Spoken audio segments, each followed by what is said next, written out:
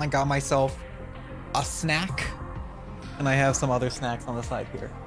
So I have some snacks here. Let me get the controller up and working, doing all that, and then we can get into the game.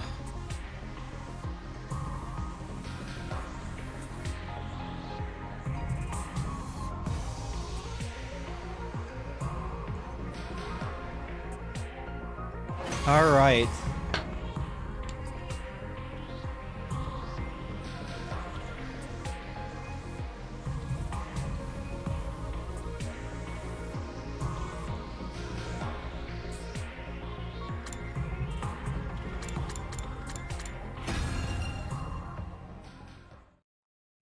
So, Strict. okay. Oh wait, bug. We auto-saved into here. Okay. So, what happened? Okay, so last stream, we finished off Killing Game Route. We finished that Killing Game Route pretty good. Outside of the ending segment, which felt like was kind of like a little bit of a little mid. It was like a little bit of like just doing the same thing it's been doing in regards to it's like just doing like a little bit of the same thing it was doing in the other route, so it was a bit of a downgrade. But the rest of the route kind of peak. It was kind of gas. Like it was really good. Outside of that, so I had a really good time with that. Probably my top route in the game so far, just for that. Like it was just really well done. All the days were being utilized well. It was really nice. And then now we're finally going to be starting the locked routes. I did enter it. right here. Yeah, block scenario. I did enter it. So we just got in. What happened on this route? Let's go through it again. So for this route, we chose to not kill Ato, and then we just chose to not reveal our secret. And because of that, Hiriko figured out that we also were a time traveler.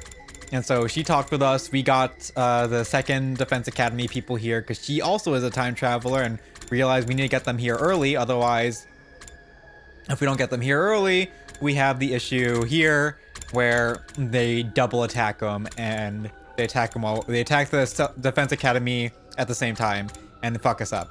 So we managed to bring them back, and so no one's dead. We bring them back before the attack on second to last Defense Academy happens, and then after that, we follow Hiriko. Oh wait, I remember we followed Hiriko to another timeline. So we found a hidden lab with the leap suits in it, the scuba diving leap suits that the sponsor was wearing. And we put them on, or we went to another timeline with Hideko. And that was a timeline where Ato was dead. I remember we saw Ato's dead body. Yeah, we saw Ato's dead body, and he's like, what the hell? Why is he dead? And then now we realize we chose not to kiss Hiriko, and we are figuring out what the hell is going on, and we realize we are time looping. We are stuck in a time loop in the 100 days. As soon as we get to the end of 100 days, I think we get time looped. And now we're here. So, let's get into it. Honestly speaking, neither of us are time travelers in the way you think we are. This isn't a matter of us leaping back in time. It's more that we're trapped in a time loop.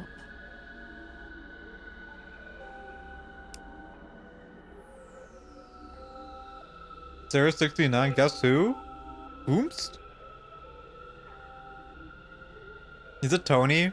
You change your name again?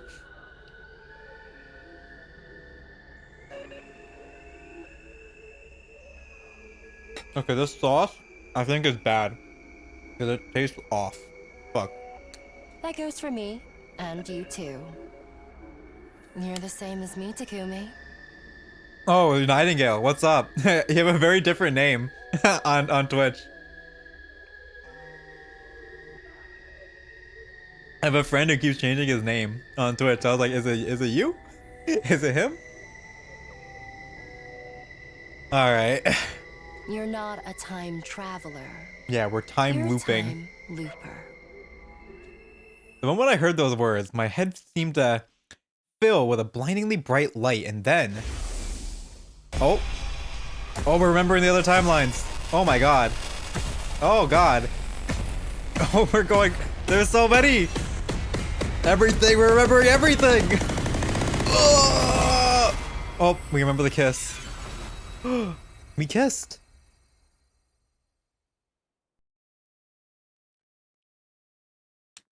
The next thing I knew, I was back in my room, lying on my bed. Hiriko was there with me. You promised me you wouldn't let the truth destroy you. And yet, you fainted the moment you heard it. What are you? A salmon roe? No, I'm just Kumi. What do you mean by that? You're soft and squishy and fall apart when the heat is on. She had a point. I hauled myself up and got to my feet.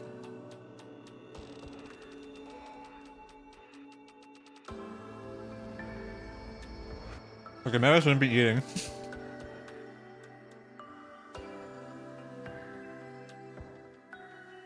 Sunlight was streaming in through the window. I must have been lying there all night. I remembered about the other times I've lived through these 100 days. About what happened in those other, I guess we should call them timelines? Oh. But not all of them, right? Yeah, it's all a little fragmented. Oh. How many did you remember? 10? 20? More than that? Ah. No, not even that many. No, we had a lot. Wait, no, we had a lot. What the hell? You're still just a beginner. A beginner? Come with me. Hey, where are we going this time?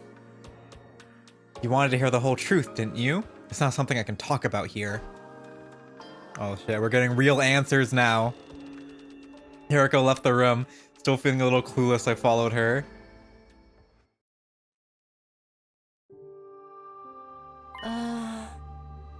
We should be safe in here. We saw so many CGs. It was only a couple of them though. We should be safe in here. First, I want to hear what you know. Which TLs do you remember and how much do you remember about them? TLs? That's the abbreviation for timeline I've been using in my head. We can use the full version if you want. I'm not really sure how to explain which ones I remembered though. Oh. Any key points or characteristics will do. Okay, but honestly, I don't feel good about this. Too many of the timelines I remember ended in tragedy. Oh, yup. So many of our friends died in those alternate realities. They were murdered. Killed in ways so gruesome and cruel that I didn't even want to say them out loud. Yeah, that was you! That was you, buddy! Oh, rip Tsubasa. That was like this is one of the few routes where Tsubasa dies. It hurts just to think about them. I started to think I'd have been better off never remembering it at all. No, Takamaru's one was brutal. On the other hand, I warned you. Once you know the truth, there's no going back. But you said you could handle it. You promised not to let it destroy you. I did say that, and now I had to stand by it. In spite of the pain it caused me, I began to speak. Okay, here goes. Slowly, hesitantly, I told Hiriko what I remembered about the other timelines. The Gi parasites. The series of murders caused by them, so that's Mystery Timeline. So we're only remembering Mystery, Box of Calamity, and Slasher. The exorcism rituals I held with Gaku. Getting to the escape pod with Hiriko and Tsubasa and setting off for the satellite. There was another timeline with a serial killer in it too. Except that time it turned out to be Yugamu. Wait, Yugamu? No, it was me! Yugamu was the killer? Dot dot dot. Dot dot dot. I felt a sudden jolt of pain in my head. My memories must have been getting mixed up. Are you alright? Yeah, I think so. I squeezed Hiriko's hand to reassure her and carried on. I told her about another timeline where zombies started appearing. This fucking timeline, dude. This slot was so ass. We tried using Yugamu as bait at first. But even after that, our friends kept dying and coming back as zombies. In the end, I got caught by them too, and... the Gi. Oh, God. Wait a minute. Did I become a zombie in that timeline as well? Yeah, you were killed on day 58. This gives me corpse party vibes. So, Nightingale, since you have no idea what's going on, welcome to the 100 line. We are literally in the end game of the game, where we are doing the route that converges a bunch of other routes. The general premise of this game is that this is a war game. We are students with superpowers that fighting against an alien menace. Not really alien. What they call world death. We think that they're trying to like destroy the planet, and so we're trying to fight them and get humanity back onto Earth properly, because they have to go into hiding because of it. But then we find out that's all bullshit, and we are actually trying to invade and colonize another planet, and we're genociding their people, and we're like, what the fuck? And then in other timelines, we stop that. Other timelines, we help that. And then this is a completely different story, by the way. And then in another timeline, there's like these fucking parasite creatures that come out of nowhere and can take over people. And then they've been getting shit happening. Like there's a fucking zombie route and a serial killer route, because they take over people and start murdering everything. So there's 100 endings. Yes. And then this route, we get put on a dating sim, and we try to marry 3 girls. So yeah, so it's like 21 routes, I believe, in this game in total, with 100 endings, but 21 different routes. Yeah, so there's basically the war route, and then there's like the war story, which is the core of the game, and then there's a bunch of shit that spawns off of it. And this is literally the ending of we're in the final routes, where this is like converging. So the war is the main story, but in the game there's this parasite called the Gi that becomes its own B plot story that kind of takes over like half of the routes, and those routes deal with it, and then this is the final route in regarding to that B plot, basically, or in that secondary story. And this is dealing with that. So we're dealing with timeline jumping and other things. So, but yeah, the zombie one was kind of corpse party like ish. Not really. There's kind of just people. I mean, ish in the way that people are just being fucking stupid. So yeah, you were killed on day 58. I think I remember that. The zombie Ato attacked me from behind, but after that, there's nothing. I guess you wouldn't remember being a zombie, huh? This is brutal. Fucking arm through Tsubasa, Jesus. Of course not. By that point, I wasn't me anymore. I don't remember the CG. ... I don't remember that CG. We'll talk more about that timeline later. Tell me about the others. I nodded. There's not much to tell. There's just one more I can remember. That one all started with Gaku being killed, then Kako's body was found. She'd been poisoned. After some investigation, we figured out that it was Shoma who killed Kako. But then he was found dead too, killed by Ava. You know about Ava, right? You don't have to check in with me like that. Assume I know everything besides what happened while I was zombified. Okay, well, Ava activated her self-destruct device and died too. But that still wasn't the end of it. The killings continued. And then, next to go was Tsubasa and Moko. Rare Tsubasa death again. And then Kurata was found strangled in the secret room in the school's basement. That's all I know. Shoma and Ava both mentioned a mastermind called X, but we never figured out who that was. It was probably them who killed Gaku, Tsubasa, Moko, and Kurata though. Hirako pushed her glasses up and directed a piercing glare at me. Is that really everything? Yeah, of course. She stared into space for a while, but she didn't even talk about Box of Calamity. We didn't even talk about the Box of Calamity timeline. No. That was Serial Killer timeline. Serial Killer timeline was Takumi. This one was Giko. The murder mystery person X is Giko, I'm pretty sure. She stared into space for a while, her expression unreadable. She was clearly thinking hard, but about what? I had no idea. Finally, she spoke. I take back what I said before. You're not a salmon roll. Your mind has a tempered steel shell that can shrug off any attack. What does that mean? Don't worry about it. You'll understand soon enough. Stop speaking in riddles! Damn you, Riddler. Huh? Why do we keep moving around?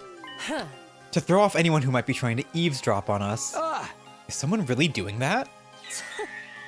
Probably not, but it pays to be careful.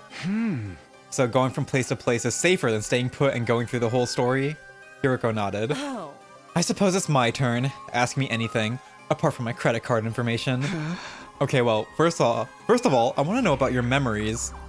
When did you start remembering other timelines? Do you remember what happened on day 3? That's when you decided to keep it a secret that you come from the future. Oh. And you made up the story about reading Eito's diary to explain how you knew what he was up to. My memories returned right after that, although I don't remember everything either. So far, I've only managed to recall 146 timelines. 146! The 146th line? We have 46 more DLC paths to go through? Yes, I've been through at least 146 loops, and most of them made it to day 100. Most of them, really. Doing the math, that's 14,600 days divided by 365, that makes 40. She's 40 years old. I've been living at this school in this loop for at least 40 years. 40 years? 14,600 days? It was hard to even wrap my head around that length of time. It was making my brain freeze up. I just stood there completely dumbfounded. Does that make Hiroko a hag? Oh. And that's only the bare minimum, accounting for loops I haven't remembered yet. The real number is probably even bigger. This is only speculation, but I think something similar is going on with you. Huh? There's a good chance you've lived through these 100 days just as much as I have. At least 146 loops, or 40 years. It's all happened, you've just forgotten about it. And then we changed locations again. I was still dazed and confused, so Hiroko picked up the conversation without any prompting. Across those 146 loops, lots of different things have happened, obviously. But apart from a few exceptions, the enemy attacks always occur on the same days. That's why I insisted we go to Second Last Defense Academy on day 6. You should have mastered every subject of this school then. If only. But we have the great plot tool of selective memory so that we can have her be as smart as we need her to be. That's why I insisted we go to Second Last Defense Academy on day 6. Day 7 would have been too late. That's when Mervrim attacked the school. Likewise, on day 8, there would have been attacks on both academies. If that had happened, somebody would be sure to die. Getting the entire special defense unit together by day 6 was the only way to prevent that. Did you tell Sirei and Nigo all this? Yes, including the part about me being a time looper. It's all starting to add up now. That's how those two suddenly knew when the attacks would happen. So she spilled everything to them though, okay. This just like we did. Why didn't you tell me about the loop? You told Sirei and Nigo but not me? I did tell you. I've told you, and the others, so many times, in so many timelines. But things always played out in the worst possible ways when I did. All of you died, and I was the only one left standing. It's happened like that dozens of times. For some reason, telling people the truth only takes us down dark, chaotic paths. It's like we're cursed, never able to escape our fate or change it for the better. I don't want to watch you all die anymore. So I stayed quiet about it. I thought if I didn't tell anyone, then maybe. But you're telling me about it now. Is that okay? You're the one who kept asking. You just wouldn't let it go. I guess that's true. Hiroko drew in a deep breath and exhaled. Hey, the best ending is where everyone dies. She repeated that process a couple of times until she regained her usual composure. It's alright. That's not the only reason I decided to tell you. I have a feeling this timeline might be different. I've got no concrete grounds for thinking that, but Hiroko reached into her pocket. She brought out the calico cat figure I'd given her yesterday and squeezed it tenderly. Never mind. Don't worry about it. Oh, this is gonna be the Hiroko route. I can already tell. She put the cat back in her pocket and said no more. And then we move again. And crazy how in other routes, we already have gone through like 3 days. This explains a lot, but I still don't understand how we got stuck in this time loop in the first place. Oh. Before we get into that, let me tell you some more about the loop itself. It begins on our second day here. More specifically, the night of day 2, right before Ato destroys Sire. When the loop resets, that's always the point in time that we return to. Huh? And when does it reset? Huh. It depends. There are 2 possibilities. Either when we die, or at 10 a.m. on day 100. Day 100? 10 a.m.? Huh. Yes, right around the time the school launches its final attack. For whatever reason, even if we make it to the end, we still can't escape this place. So does that mean the routes that we do get on the pod and blast off and see that we broke out the time loop then on those routes? When it gets to 10 o'clock, we'll be forced back to day 2 to do it all again. You said you remembered a timeline where we managed to get into the escape pod, yes? But do you remember anything from after that? Oh, so so we're on the escape pod by 10 a.m. Before 10 a.m. Okay. I remember taking off for the satellite and watching the final attack through the window.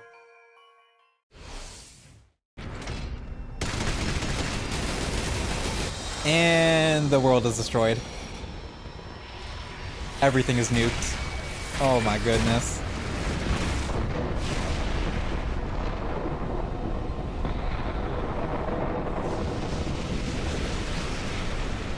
Rest in peace. Rest in peace, Futurum. Gone. Completely. They fucking literally... I'm not gonna say it, nah. I might get some shit on me. But there's nothing after that. You see? I was gonna make a certain geopolitical, comparison. You don't have any memories of us actually reaching the artificial satellite, and neither do I. Before we can get there, our consciousness are pulled back. Huh? And we start again from day 2. Hiriko nodded. But is this really all true? Somehow I have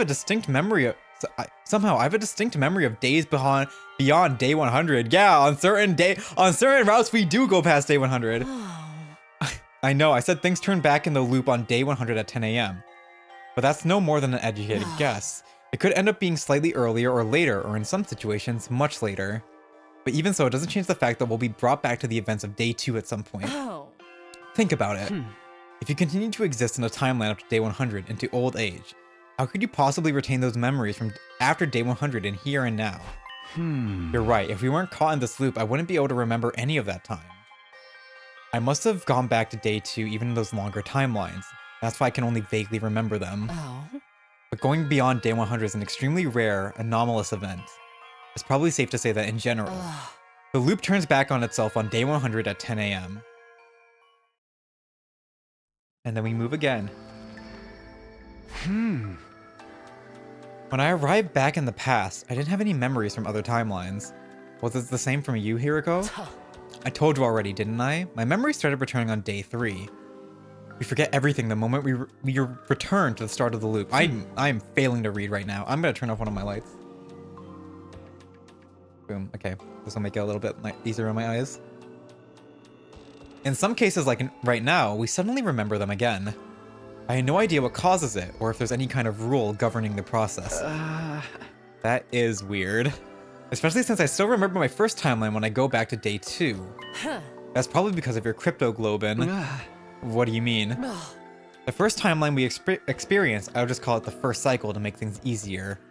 During that cycle, you absorbed Ato's power, but not just his. We got the baby too. I was killed by Ato.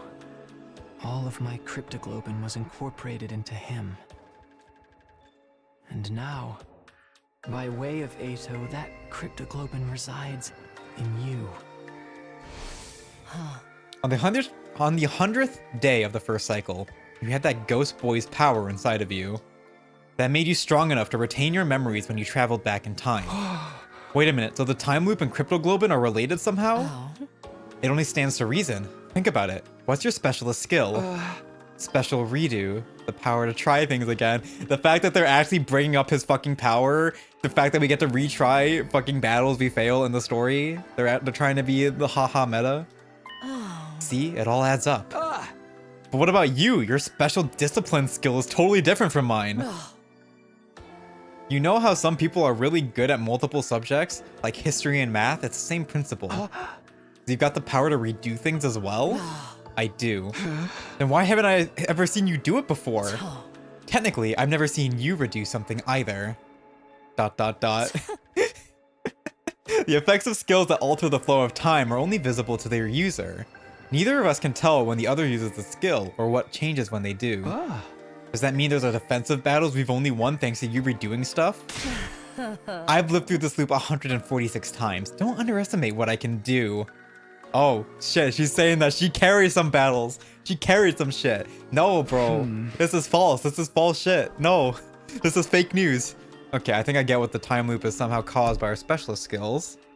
But there's still something I don't understand. At the end of the first cycle, I wanted to change things more than anything. That's how I was able to go back to the night of day 2. But why does it keep happening in other timelines? Why does dying or making it to 10 AM on day 100 pull us back to that same point? I don't know, but I have a theory. It's because that initial jump back in time was the trigger. Think of spinning tops. They never stopped spinning if it wasn't for friction. The same goes for things like pendulums or springs going downstairs. In a situation where there was no resistance, all it would take is one little push, and they keep moving forever. Forever? That's right. Does that mean we're going to be stuck in this loop forever? ... There must be a way to break out of it. There has to be. What is it? You think I'd have put up with that idiotic face of yours for over 14,000 days if I knew? So we don't know how to escape. Not right now, at least. But that's what this route's for. But what?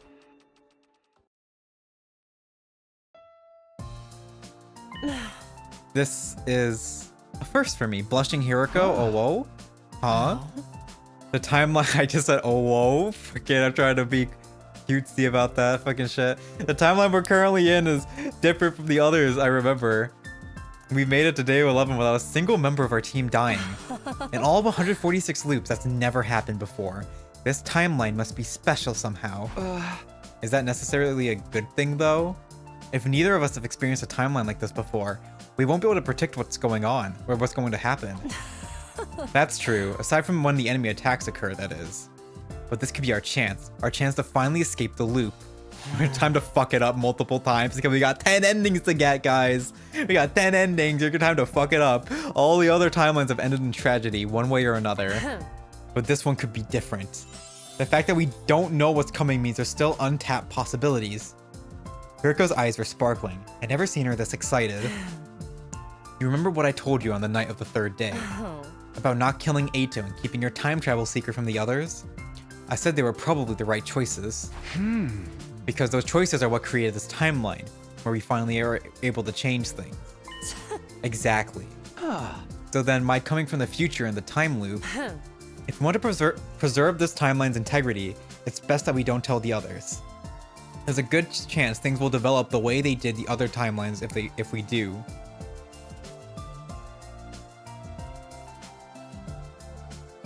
There was still plenty I didn't understand about this time loop thing, but I had a pretty good grasp on the basics. I felt like Hiroko had told me everything she knew about it anyway, but there were other questions I needed answers to. What was it that Sira had handed Hiroko that day in the war room? Oh right, that fucking happened. What was that old lab in the ruins? Yeah, what is with the fucking time leap? What was parallel leaping? Not being a killer and lying equal good timeline. Yeah, lying is good, guys. Lying is the moral of the story. What was parallel leaping? Why was Eito still alive when I saw his dead body before? Why did Hiroko try to strangle me that time in the infirmary? Oh, there's a lot I didn't remember about this route. Who was in that drone she put in the Revivo-matic? Oh, she put someone in the drone? Was that Eito? Was that Eito of another timeline? And perhaps strangest of all, why was she crying when I saw her on the roof at the end of day 9? But just as I was about to ask her, that should do it for today. Huh? Oh. You need time to process all this information. We can pick up this conversation again tomorrow. No, I'm fine, really. But Hiroko wouldn't listen. She turned around and headed back toward the school, refusing to say any more. God damn you, Riddler! Oh man, why is she always like this?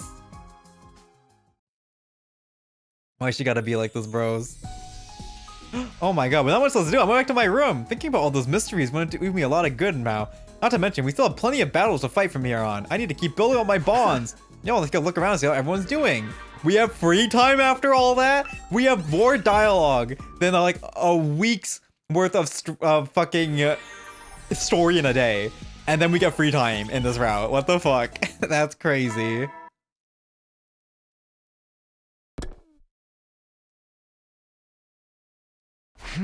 Hiriko said we'd talk more tomorrow. She finally started telling me stuff, but I don't think she's about to go back. So I don't think she's about to go back on that promise now. I had no choice but to trust her. I crawled into bed and let myself drift off, wondering what revelations tomorrow would bring.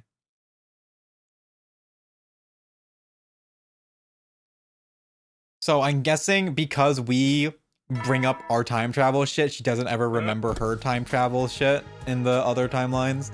No, but she remembers in Box of Calamities. So she does get like inklings. Hiriko called on me after breakfast. She told me to meet her in the entrance hall. And it looks like she's already here. Huh? Are we exploring outside today? Don't you want to hear the rest of my story? Yeah, of course. Then don't ask questions and follow me. Don't forget your fire extinguisher. Hiriko walked away at a brisk pace. I grabbed an extinguisher and hurried after her. Alright, more story. So where are we going? Oh? Why are you always so dense? We're going to the fucking lab. I know what you want to ask me. We're going to the one place where I can properly explain things. You mean that old lab? Oh. Better than giving you a labotomy. That was a joke. Yeah, I didn't think she was being serious. It was just so weird to hear Hiriko joke about anything. Now stop wasting time with your nonsense and let's get going. Nonsense? I didn't even say anything. And Hiriko was already on the move, too far to hear any protest in my voice. Sheesh. I muttered my complaints to the air instead and followed after her. On the way to the lab, I filled Hiriko in on what happened in the timeline with the zombie outbreak. Like she told me yesterday, she didn't have any memories of the second half of that timeline. Or more accurately, or anything that happened after she was zombified. ... I don't remember the CG. This as I kind of remember. This one I remember. Sucking zombie Nozomi was kind of crazy. This was so stupid that they got a working trap and then they only fucking ever used it once. This was so stupid. The Gi. The fucking 1v3. Takamaru losing a 1v3. Meanwhile, Kurata wins a fucking 1v10. 1v16. Fucking fuck Gaku. I hate Gaku. What caused the zombie virus? So, the way it works, this thingy here on screen right now, this is called a Gi. It's a parasite. It's like an alien life form. It's a parasite. And what it does, the queen embeds itself into living people and like kills them on the inside and takes over their body and takes over their brain. And then basically like starts learning, like learns from like reading from their brain basically. And so the queen takes over a living host body and then it gives birth to males. And the male Gi there, the male Gi can't take over living bodies, they take over dead bodies. So what would happen is that someone a Gi was killing one of the dead bodies got infected with a male Gi and then became a zombie. And because they have no limiters and shit, they are super strong. Yeah, there's parasites. They're super strong, and they also have like resistance against the bullshit magic powers of the story. And you can see the people holding Takumi down in the CG right now. Those are the zombies, the male Gi inhabiting the zombies. And this is the queen Gi going in to infest, take over Takumi, basically.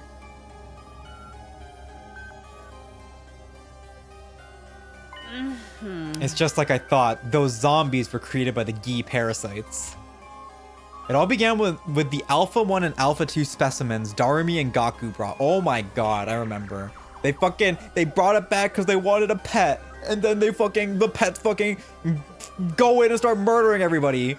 The fucking guy murder bugs. Alpha 2 was already in its male spawning phase. It laid its eggs in the bodies of our dead friends, including me. Oh? Then those eggs hatched into the male Gi and burrowed into the corpses' brains, temporarily reanimating them. Oh yeah, this is the explanation. It's giving me the explanation I just did. That also explains one of the biggest mysteries around here. It does? Which one? Oh. You're better off not knowing. But I know you'll only keep pestering me about it, so I'll tell you later. So one of the big things is that because of the Queen Gi has a consciousness, when she burrowed herself into Takumi's brain, in certain timelines, her consciousness went back with Takumi in his head. In timelines. I don't know if it's every timeline or just certain timelines. But basically every timeline that happened after that one where he got Gi'd, the queen's consciousness was in his brain as well. And there was a timeline where he fucking got taken over by it. Well, we arrived at the lab. Hiriko dispelled her class armor. I did the same. Why did we change back into our regular clothes? We can't put on a leap suit while wearing class armor. I don't think we'll actually need the suits this time, but it's just force of habit. Why don't they work if you got class armor on? Leap suits have the ability to repel hemoanima. They're not affected by attacks from class weapons. If you tried to put one on in class armor, the two surfaces would refuse to touch each other like magnets with the same polarities. And doing a parallel leap without one of those suits is a bad idea, right? Oh. You shouldn't need to ask me that. You've already experienced leap damage firsthand. God, we got literal brain damage. Leap what? Leap damage is what happens if you parallel leap without a leap suit. You've mentioned this leaping stuff a couple of times now. What does it mean? That's what I brought you here to explain. Are you familiar with the concept of parallel universes? Yeah, Eito told me about them in the first cycle. They're basically alternate realities, right? Are you saying the different timelines we've experienced are the same thing? Exactly. If it helps, you can think of parallel universes as the worlds of other timelines. So parallel leaping is, just like the name implies, it's the process of traveling or leaping to a parallel universe. Leaping kind of implies we're going pretty far. People call trips through time leaps sometimes, right? Is it anything like that? No, the direction is completely different. A time leap means going back, forward, or back in time. A parallel leap is more like horizontal movement.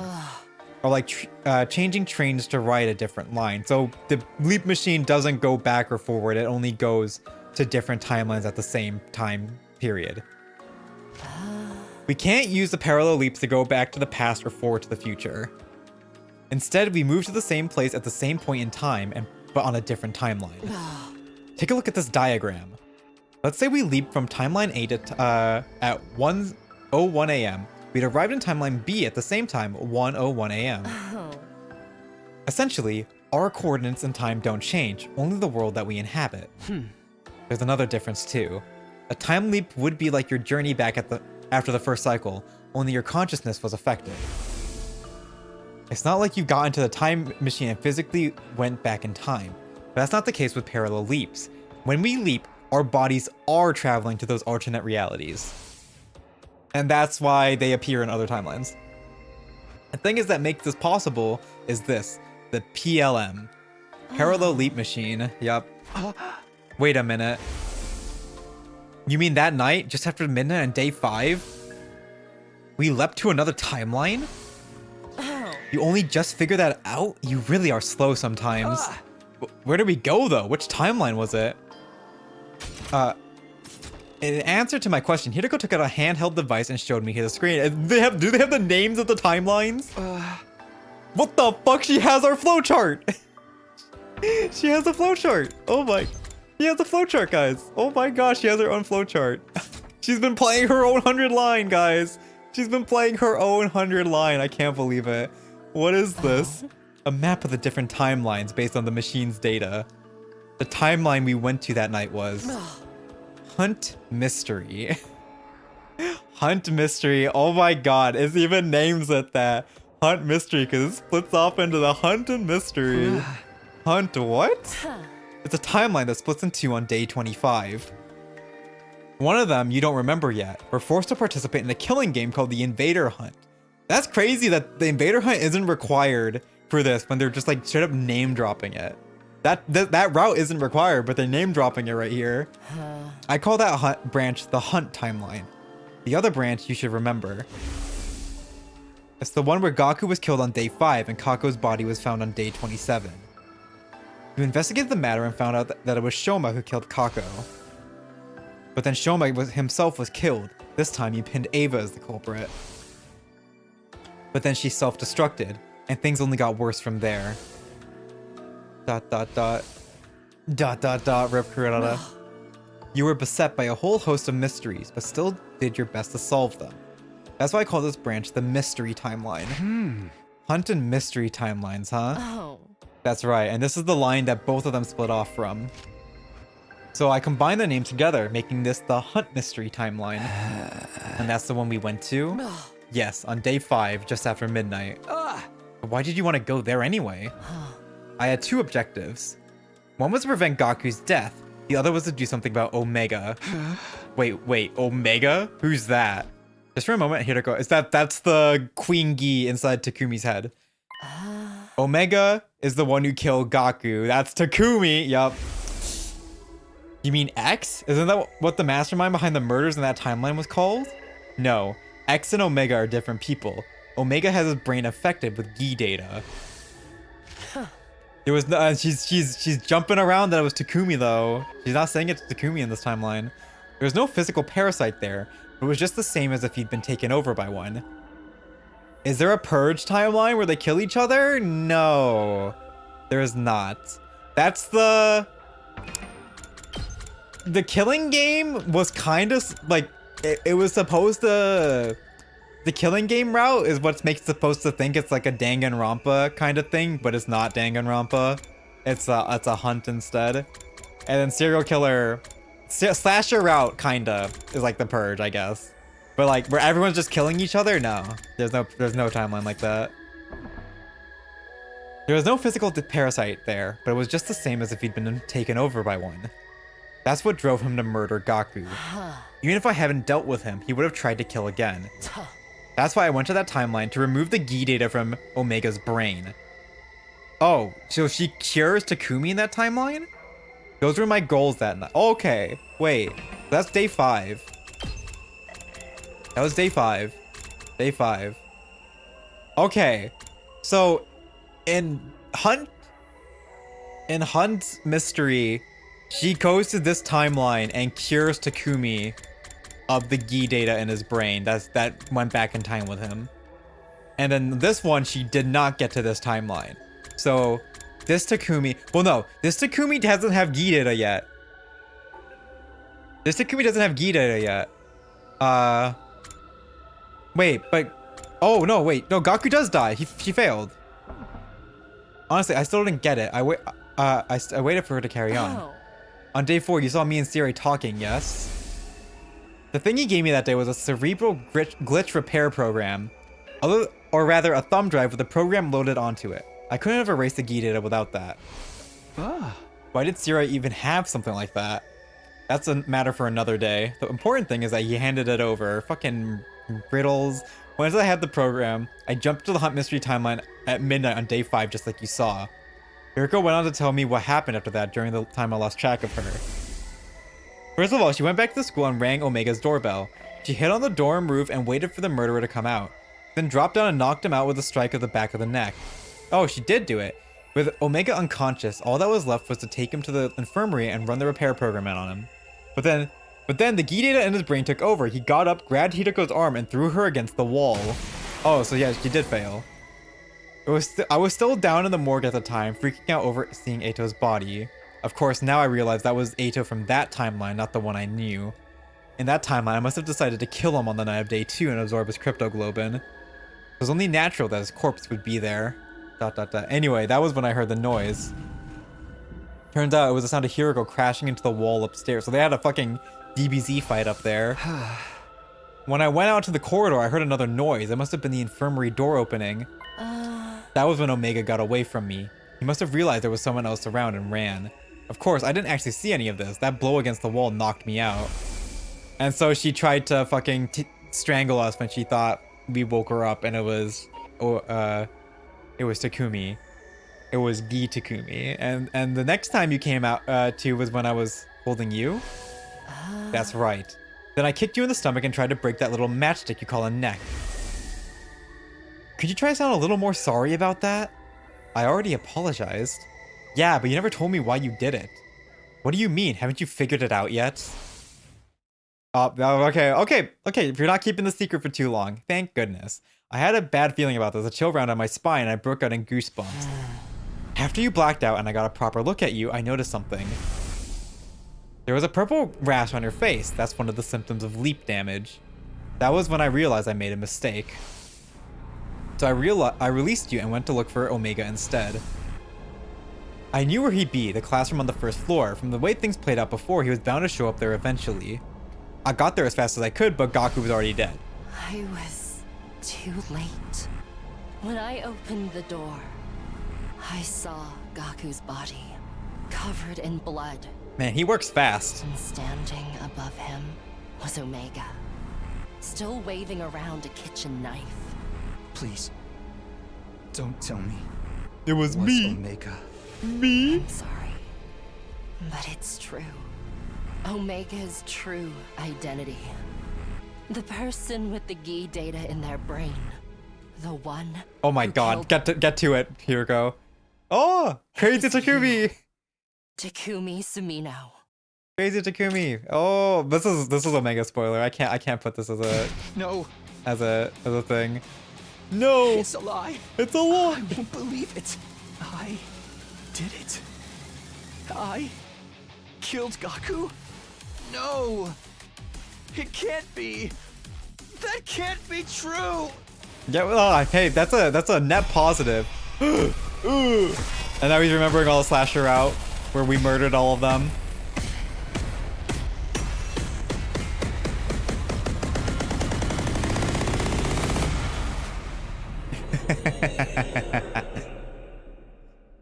So that's slasher out for you.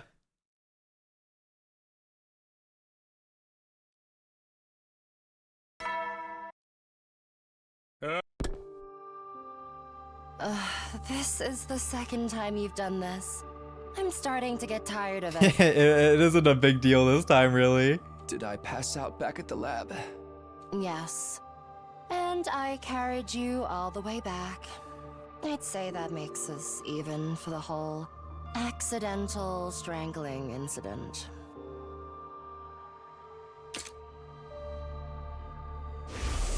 It's fine. I can see why you did it now. You thought I was the me from that Hunt mystery timeline. I remembered about the other timelines I've experienced.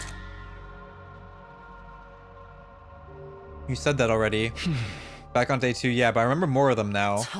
What do you remember exactly? Well, I hesitated, but these weren't memories I particularly wanted to dredge up again. It wasn't the Hunt mystery this time, was it? You remember the serial killer timeline, didn't you? If you knew the serial killer timeline, it didn't take the genius to figure out which one she meant. Except this killer wasn't Yugamu, it was me.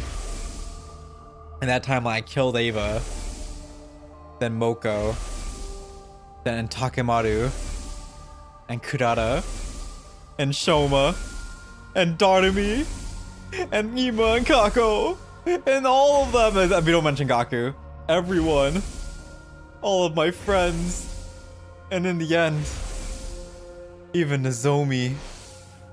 I started shivering uncontrollably. I felt off balance, like I might collapse any minute. Are you alright? I wasn't alright, not even a little, but I put my hand on my chest and forced myself to take some deep breaths. You're probably repressing those memories until now as a self-defense mechanism. You seal them away in a corner of your mind without even being aware of it. That's why I likened your mind to that of a steel shell before. But I guess you really are as fragile as a salmon roe after all. I wasn't paying attention to what Hideko was saying, but what I could hear clearly was my own raging heartbeat. That might sound like an empty platitude, but I assure you, I say to someone with 40 years worth of experience, don't beat yourself up over this, it's not your fault. You aren't the same person who did those horrible things. It wasn't even you. The one who killed Gaku on day 5 was the Hunt mystery, Takumi. It wasn't even me! I was getting literally brainwashed. Likewise, Takumi in the serial killer timeline was someone completely different from who you are now. And even with those other versions of you, it was really the GI data in their brains that made them act that way. They weren't in control of themselves. You don't have to bear the responsibility for their crimes. My breathing finally started to slow down. I wiped away the cold sweat that had formed on my forehead. What is the GI data anyway? How did it get into my brain? I don't know either, until last night when you told me about that zombie outbreak. In that zombie timeline, you were infected on day 100. The Alpha 1 GI queen laid an egg inside of you. That egg then hatched into another queen, which burrowed its way into your brain and fused with you on a cellular level. Okay, but right after that, the final attack began and... Okay, we saw this. Your consciousness didn't just disappear at the end of that timeline. It was brought back to the start of the loop on day 2, along with all your memories. Our memories persist across timelines, so they must exist in our brains as some kind of cognitive data. And in this case, that data included the presence of the GI. The parasite itself didn't travel back in time with you, but had merged with you so completely that it was already part of your consciousness when you came back. But isn't that going to be a problem? Doesn't that mean my brain still has the data in it even now? Don't worry about it. It won't take you over again. The version of you that's here now has already been treated. Treated? This is a timeline from after you successfully had the GI data removed. Wait, what? This is a timeline from after you successfully had the GI data removed? There are timelines like that? Trust me, a lot can happen over the course of 146... So the way they're explaining it is that there's a segment of loops where we had the GI data and then we kept looping back and then we get treated properly fully and then we loop back without the GI data. That's the explanation. And this set of timeline is without the GI data because of that. I meant to tell you yesterday, but Omega, the You in the Hunt mystery timeline has been treated now too. Huh? You remember what I said I walked in on Omega killing Gaku in the first floor classroom? Before he could escape again, I ran up to him and injected him with an anesthetic I got from the infirmary. A few seconds later, he was out cold. I hoisted him onto my back and carried him upstairs. Back in the infirmary, I put him into one of the recovery drones and got to work. I still had to repair a program Sirei gave me. I installed it into the Revivomatic and used it to erase the GI data from Omega. You saw me doing that, didn't you? Oh right, I did. You asked me who was in the machine before. Well, it was you, the Hunt Mystery version of you. At any rate, the treatment was a success. The GI data was completely removed from Omega's brain. The Takumis in both the Hunt and Mystery timelines that branch off from there will be fine too. We won't have to worry about them hurting or killing anyone now. That's good, but what did you do with that me after you finished treating him? I took him back to his room and put him in bed. Not unlike what I did with you last night. Then I went back to the infirmary and slapped you around until you came to. I'm assuming you remember that. Yeah, I also remember you saying I couldn't save him. Now you've told me all this, I see you meant Gaku. Hiriko's expression clouded over. She gave a little nod, her brows knitted together in sorrow and frustration. Hey, come on, don't be like that. This is all my fault. Anyway. I was the one who killed that version of Gaku and everyone else in the serial killer timeline too. How many times are you going to make me repeat myself? That wasn't your fault. It was nice of Hiriko to say that, but it didn't do any good. I still felt like I was caught in a dark, sludgy whirlpool that was dragging me down, threatening to swallow me whole. What am I going to do with you? Remember your promise? Don't let the truth destroy you. I had a feeling you'd react like this. That's why I was keeping it from you. I just knew you'd end up feeling like you were responsible for the whole thing. I wanted these thoughts to go away. I wanted it to all stop. It took everything I had to croak out my next words. I'm sorry, but I'd like to be alone for a while. Hiriko sighed again, shaking her head in bewilderment, but she left all the same. She is like, this man making me take so many days. A cold silence fell over the room. I could have sworn I heard a heavy rumbling gurgling up from somewhere deep beneath the ground. It sounded like the agonized groans of everyone who died because of me. I dropped to the floor, covered my ears, and closed my eyes. It's okay, Takumi, you were just brainwashed. You had it wasn't actually you doing it. It would be way cooler if it was actually him deciding to kill everyone.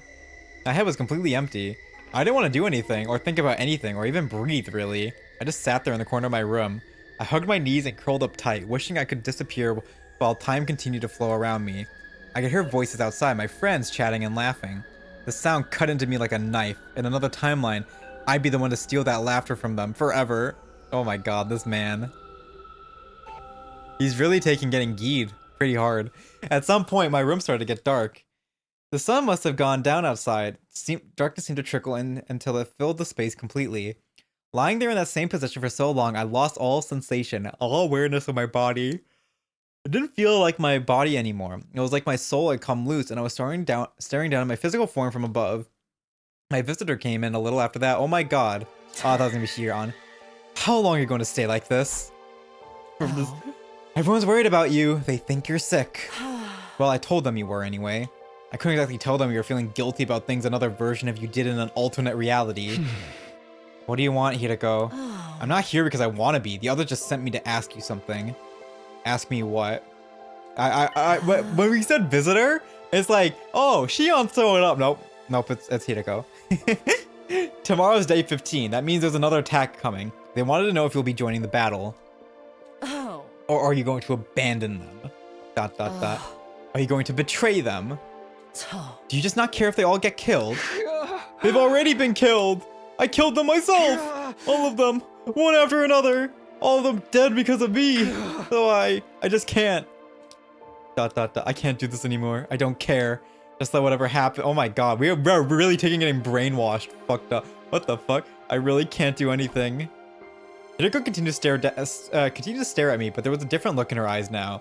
There was no pity there, only contempt. When she spoke, her voice sounded hoarse, like she was holding back some strong emotion. I'm disappointed in you. Did what you told me on day 10 mean nothing? You told me we could take the future we deserve together. What happened to all of us reaching day 100 with a smile? Hearing that is what convinced me to tell you everything. I felt like this timeline could be different. It was the first time in 146 loops anyone's ever said anything like that to me. I really thought you were something special. There was something special about this timeline, about you. I thought you might be the one to finally break us out of this never-ending hell. Takumi's mind is extremely fragile. He is, but like, he's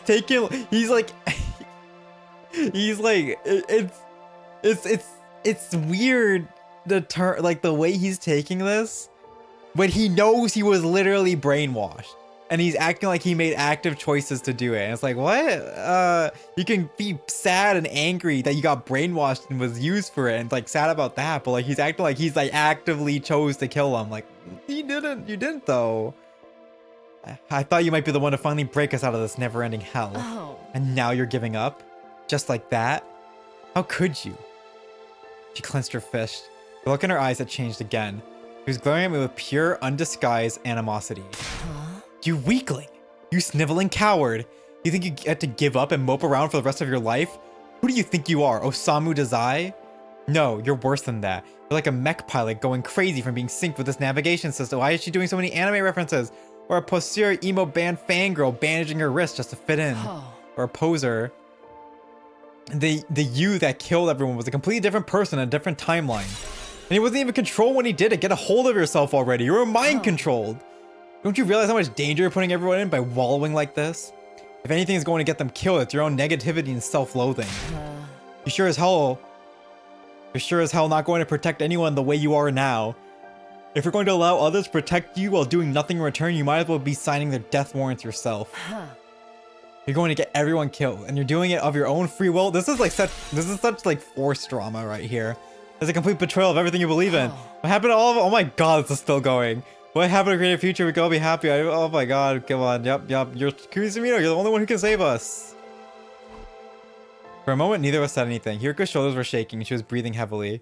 Her quick, shallow panting was the only thing breaking the silence. Eventually, even the sound became quieter. I guess that's it. Can't count on you for anything. Not in this loop, or the next, or the one after that. Never again.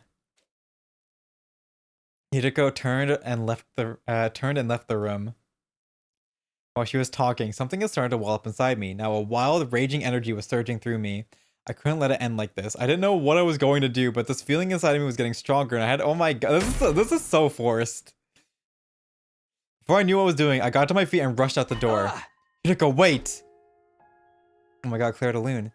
She turned around, she looked so sad, so tired, but I looked her dead in the eye and let everything I was feeling come pouring out. I did mean what I said back then, and I still feel the same. I wanted to create a future where we can all be happy, not just for day 100, but day 101, day 102, and all the days after. Right now, I want that more than ever. These memories, this knowledge of the other timelines, they've shown me just how important that is. So I'll fight. Not just against the invaders, or my own weakness, but an enemy even greater than that too. I'll fight the cruel destiny that's been pushed onto us. A light breeze blew across the roof, ruffling Hiriko's hair. She tucked a stray lock behind her ear and spoke, looking just a little more hopeful than before. What are our chances of pulling that off? Isn't it obvious? I have absolutely no idea. What? The future is an open book. That's how it's always been. And I want to create a totally new future. There's no telling what might happen. But even so, I'll still fight. I'll fight with everything I have. I'll fight to protect you and the others and create a future where no one has to die. You and I are getting, except the invaders, you and I are getting out of this, except the Futuran people. You and I are getting out of this loop. Our future. I won't let it stay out of reach anymore. Crazy how we don't remember any of the routes where we learned the truth about Futurum. I raised my arm and extended it toward the satellite. Hiriko did the same. It was still hundreds of thousands of miles away, solemnly shimmering in the night sky, but somehow... Just reach out and grab it, huh? Yeah, Both of us? Together? that's right. You really think we can do it? I don't know. But I'll do anything to make it happen. Anything? Yeah. You did say anything. What about kissing Hiriko? Yeah, I did. Hiriko let her hand drop to her side. Oh? Oh. Alright, in that case, starting tomorrow, you're going to be my servant. What? You said you'd do anything. And naturally, that includes being my slave, doesn't it? Hold on, that's not exactly what I meant. I'll be counting on you to get me out of this loop. Yeah, of course, but the servant thing is... Silence, I'm tired and I'm going to bed. I need to rest up for the battle tomorrow. Well, we're Hiriko's slave now. You know, kind of a promotion. She gave me a wicked grin before going back to her room. As I watched her go, I noticed a newfound spring in her step. I, on the other hand, suddenly felt uneasy. I doubted I'd sleep well tonight. Well, you know, new arrangement, new Takumi. I think we got a bright future ahead of us, guys. Day 15. Early the next morning, I woke Hiriko up and convinced her to join me in the courtyard. What are we doing out here at this hour? The enemy is going to attack during the morning announcement. Before that, I need to ask you something. What is it? It's about Veshness, the Supreme Commander. In the last two battles, you basically told everyone to ignore her. You had us focus on the regular commanders instead. And you want to know why? It's simple enough. It's because she isn't as much of a threat in this timeline. Why not? In most, though not all other timelines, she starts absorbing cryptoglobin like we do. It's a decision she comes to while listening in on our communications in her hoodie guys on day 7. She also finds out about you coming from the future from intercepting a conversation between you and Sirei. That's when she puts it all together. The reason both sides suddenly got stronger is because of you absorbing so much cryptoglobin during the first cycle. Knowing that, she decides to do the same, breaking her religion's greatest taboo. So, Veshness is just a non-factor in this route, but none of that happened in this timeline, because you didn't mention time travel in the battle on day 7. Not that you would, having decided to keep it a secret from everyone. Now, Veshness doesn't know you come from the future, or just how much power can be gained by can we get like the random Veshness starts absorbing people? Yeah, it's crazy that they just talk about it on comms and then it gets picked up.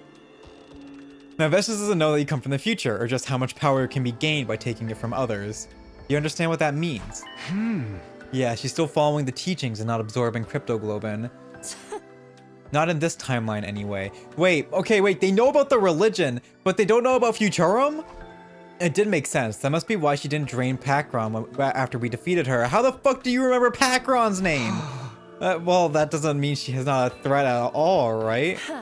Of course not. Ideally, I like to put an end to her in today's battle. Huh? How are we going to do that? We have the new weapon C-Ray and Nego created. It's what we usually use on day 15. Oh, right.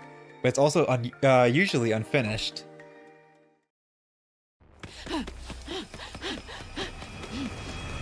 Wait, he's remembering the Second Defense Academy timeline? What? Wait, he's remembering this timeline. What the fuck? But we're not remembering Futurum?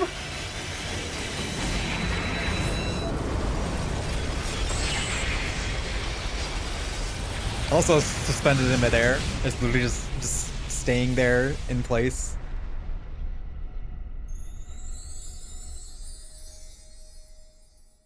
And the cherry blossoms. Goodbye, Kyoshka. She died again. Oh. What do you think I've been doing while you've been moping these last 2 days? ... I've been out gathering materials. I know the ruins so well by now, it barely took me any time at all. The bomb is 100% complete. Oh. That includes the detonator. Nobody will have to die setting it off. Oh, they have a detonator this time. That was good news, but I felt pretty guilty about it. Hiriko had been out there working so hard and I haven't done a single thing to help. Wow, sorry. Don't worry about it. You can lick my boots clean to apologize. Oh. This bomb is also a lot more powerful than the past versions. I gave Zero and Nego some pointers to improve it. So how do you know? Okay. So we're going to hit Veshness for that today? That's right. We're going to make Vichy Swaze out of her? Hiriko's eyes glinted viciously behind her glasses. Then we heard the morning announcement over the PA system. Yep. And then the battle. Boop. Bam, bam, bam, bam.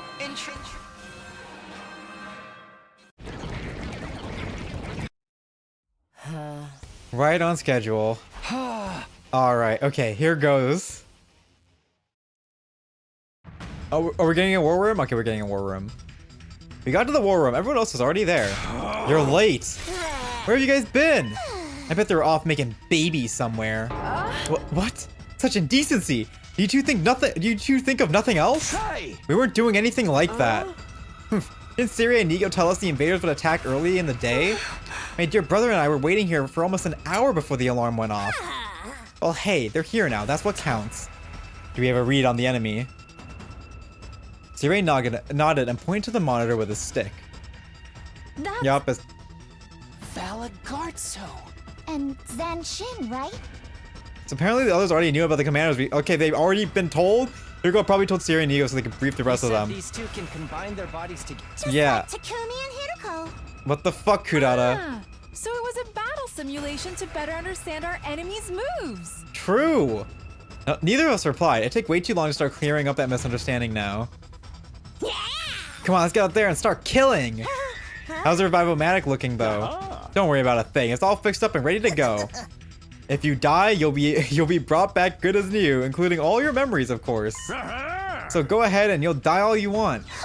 Just try and leave someone alive to defend the school.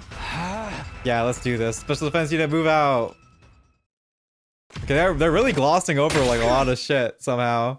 We're remembering so many of the timelines now. Like, imagine you... Oh, I guess, no. Kyoshka's from... Is Kyoshka after... Yeah, Kyoshka's death is from Box to Calamity, not from Second Defense Academy. Skip the battle, thank goodness. Okay, so Kyoshka's death is from Box to Calamity. Wow! That wasn't hard at all.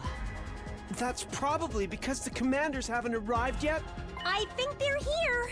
Look over there.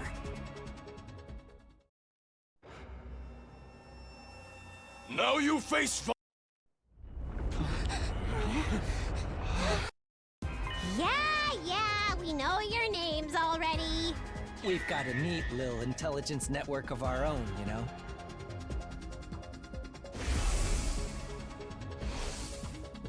So here go and try to talk to her.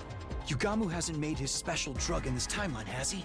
The one he used to defeat Genshin in the first cycle? No, he hasn't. He hasn't extracted any commander DNA to make it with. Why didn't you say anything? We could have used Mervrams before we killed him. Okay, so this is also so stupid. Zanshin has a fucked up power and like takes over people, like really fucked up power, and then she just fuses with Valagarzo and then doesn't do anything with it. Me? Why didn't you say anything? I don't remember anything about the first cycle battle with Shanshin. He was right, of course. Hiriko was already dead by that point, killed by Eito. I hadn't thought of taking DNA from Mervram. That was on me. But I never expected we'd have to face Zanshin again as early as day 15. Yeah, and then they fucking fuse. And then that Almost forgot about the whole combining thing. Being able to merge together like that? I'm so freaking jealous! Of what? It's better if you don't ask, Nozomi. Don't worry, guys. We can still win. Okay, this, everyone else is even being without as the like a drug. dumbass in this round apparently, except for Hiriko and Takumi. Drug? Never mind. Just fight. Without the drugs. We need our drugs. What do you mean? What are you talking about, Takumi? Drugs? Right. Valagarshin. This was so stupid. You fuse up and then you're trash. You're garbage. And they don't absorb anyone after that. If they absorbed us and just kept absorbing us, Zanshin would have fucked us up. And we wouldn't have any way to fight back. Because we wouldn't want to kill each other.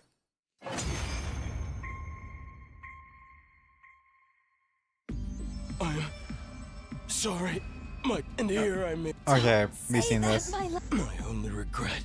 He'll be fine. He is. Dead. Ugh, can you not talk about your kid right now? It's making it really Are they not even, hard like- for me to work in dirty jokes. They're not even like talking as if like aren't they still under the impression this is world death or something, right? Like why aren't they reacting to them having kids? At any rate, this means What? victory's ours. Yes? Yeah, but don't forget what Siri told us. There's gonna be another one. Where's beer out of Moko's mouth before the other one showed up? There she is. How Veshness. disappointing. Valagarzo, Zanshin. Is she gonna absorb You him? were stronger than this. Or did you lose on purpose? So I could take your prey for myself.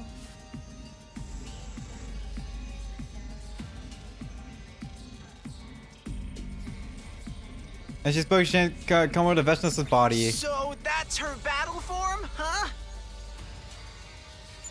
We learned a little about it from the intel we got, but... It's still pretty gross looking, isn't it? Okie dokie! Time to get killing!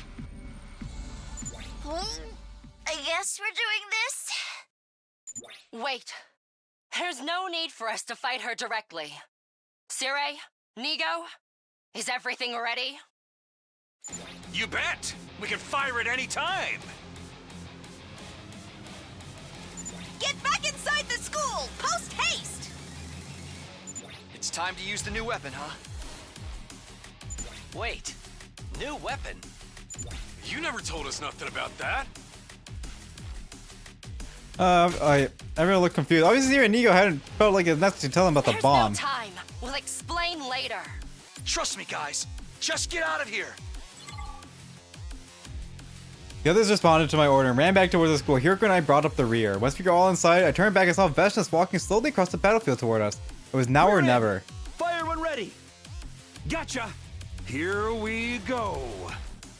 Undying flame bomb! Fire!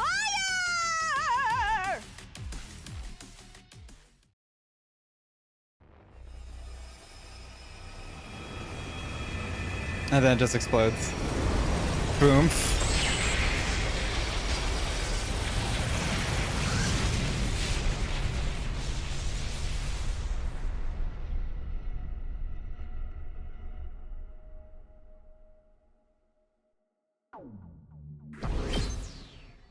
Hey, it's weird how the guys aren't even like talking about like them being world death or anything like that. They're not even thinking.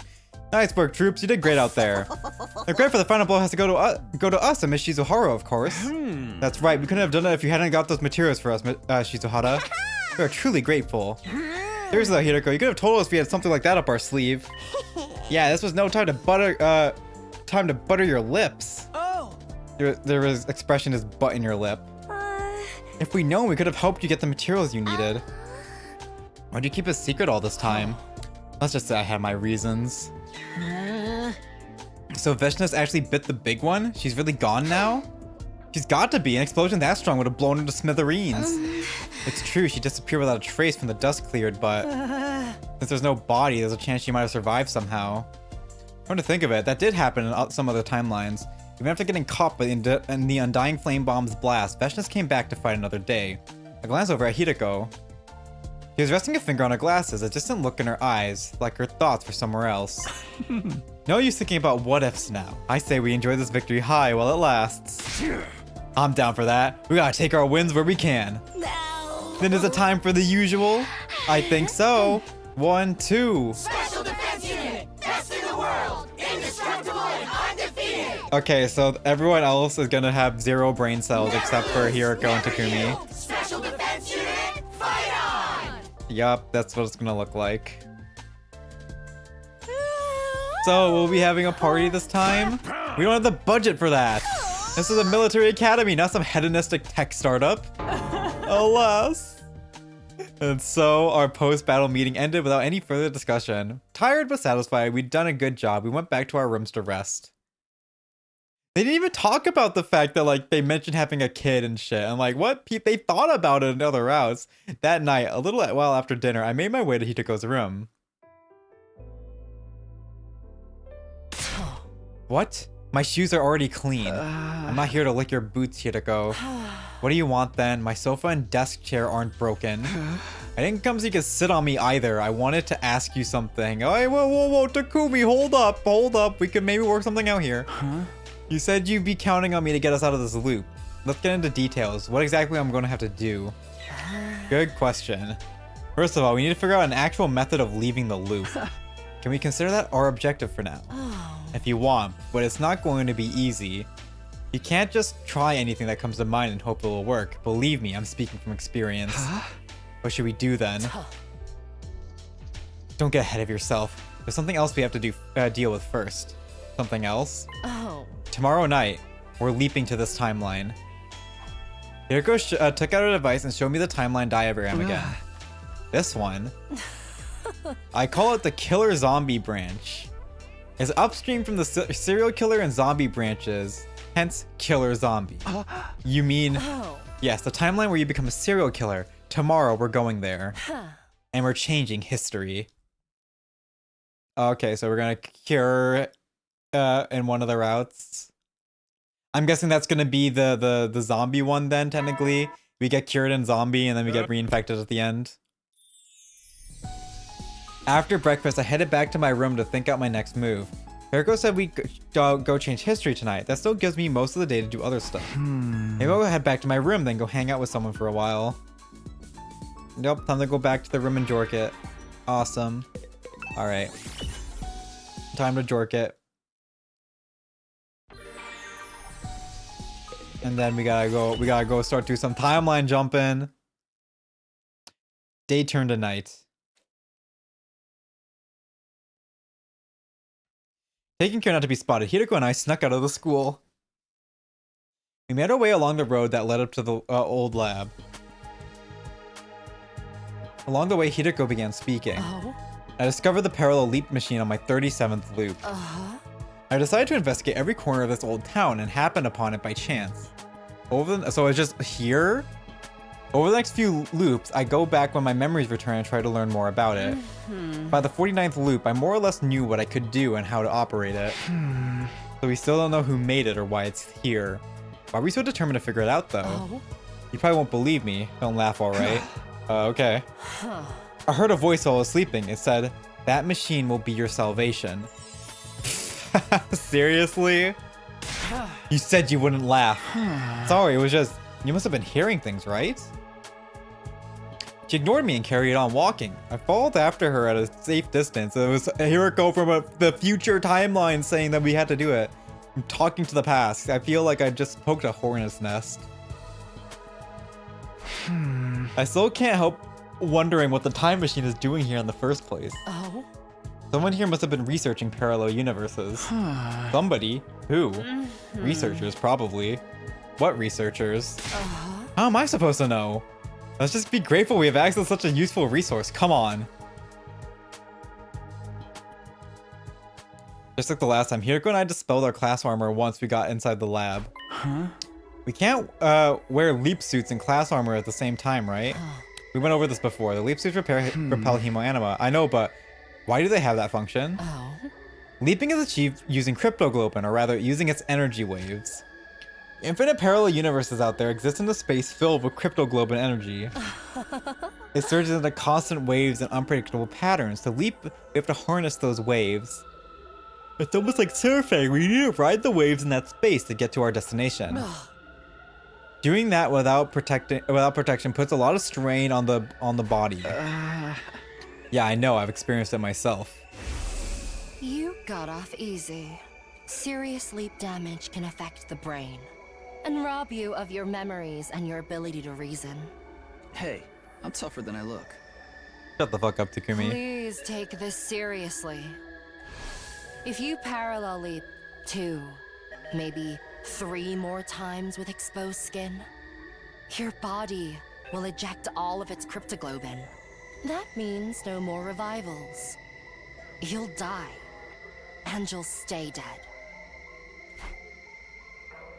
Takumi's like, oh, that's kind of bad. Point is, to avoid leap damage, you have to avoid touching that cryptoglobin energy directly. That's why the leap suits cover our whole bodies and push it away from us. That's right. Thanks for clearing that up. I have another question, though. You said we're going to change history tonight. What exactly is that going to involve? The same as when I went to the Hunt Mystery Timeline on day 5, erasing the GI data from that Takumi's brain. I've got everything we need right here on this thumb drive. The thing Sierra gave you, right? The cerebral glitch repair program? Why does it look like a liquid? What? Why does it look like there's a liquid in it? Why is it chipped? What?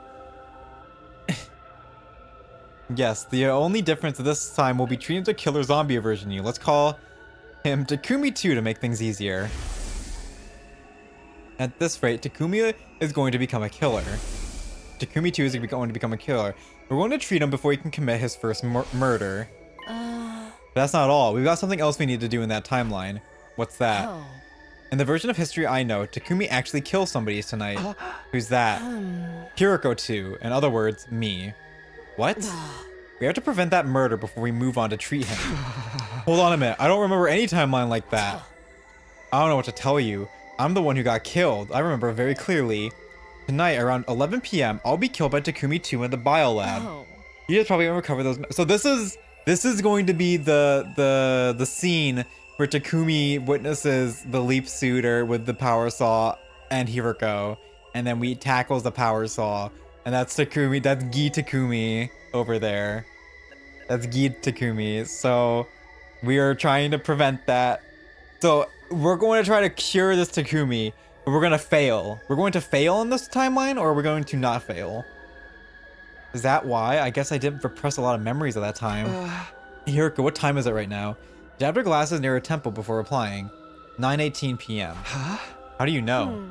My glasses have a clock function built into them. The lenses can function as transparent heads-up display to show me what the time whenever I touch just here. Oh, yeah, problem if you can't keep track of the time. Here, you can have this. Your device? I have another of my own. Just switch it on and it'll display the time. Take it. You know, we could just get a watch. My Hiroko passed me the little machine. I slipped it into my... Why can't we just wear a watch? You said 9:18 p.m.? 9:19 p.m. now. And we better hurry. Leaping takes you to the same point in time, right? We can't go forward or back? That's true, but we can't go yet. Why? Remember what I said about riding the waves to alternate timelines? They're from the space filled with cryptoglobin energy, so let's call them blood space waves. We've had that mentioned in other routes. Wow. Anyway, we can only leap when they're at their highest intensity. That's why I likened it to surfing. Sometimes we have to wait for there to be a big enough wave to come along, so we can only jump at certain times. But then when's that going to be? Take a look at the device I gave you. I took that thing out of my pocket and turned it on. I displayed some kind of diagram of the waves along with 2 times. Between 10 p.m. and 1:15 a.m. tonight? Yes, we'll only be able to leap during that time. Huh? But he said Takumi 2 kills Hiroko 2 at 11 p.m. So even if we leap as soon as that window's open, we'll only have 40 minutes. That's right, 40 minutes to get it all done.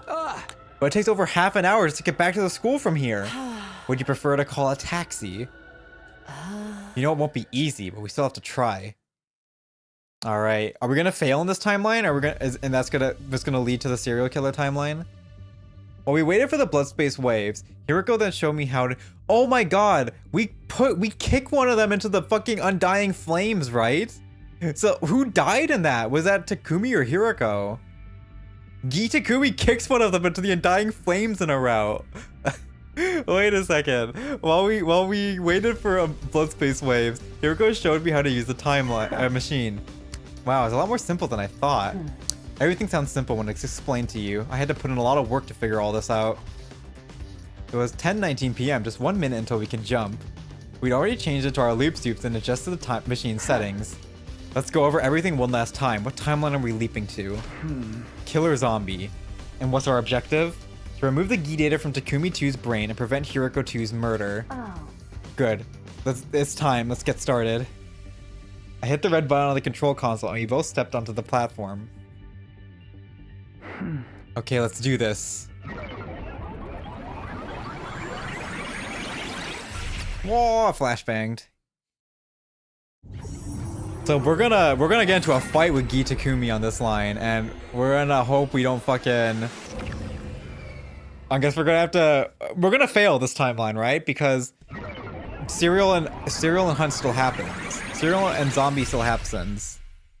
Since those timelines still both happen, and I don't think either of the routes Takumi gets technically cured of his Gi data, right?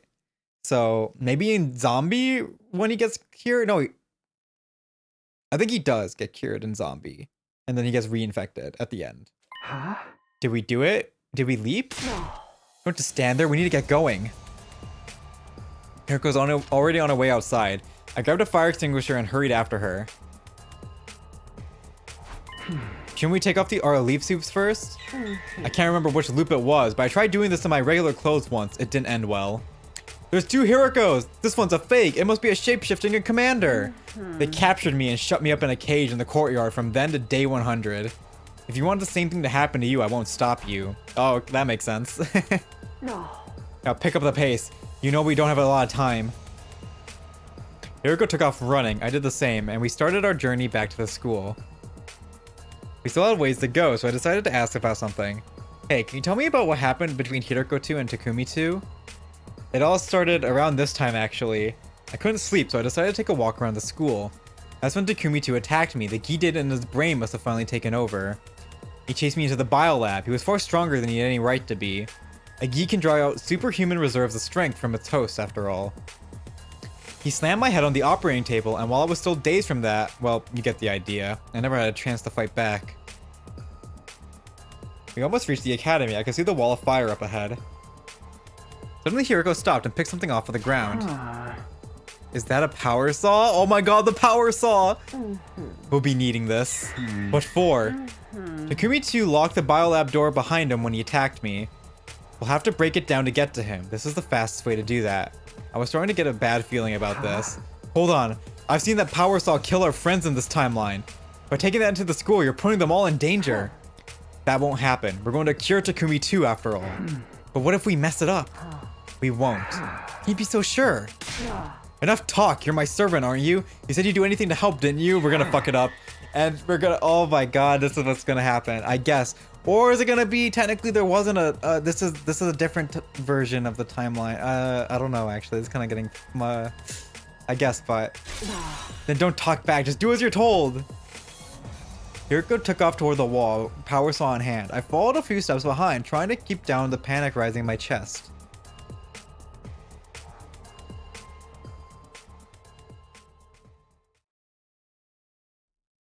Before long, we arrived at the school.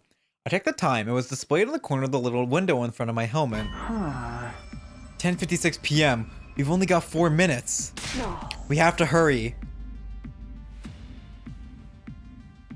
We barreled through the entrance hall and into the hallway. Hiroko kept going through the halls and up the stairs. It was all I could do to keep up with her. Soon enough, we reached the second floor. I found myself outside the door of the biolab. Hiroko had gone there before me, of course. I saw the two of them running here just now. Hiroko 2 went in first, and Takumi 2 chased after her.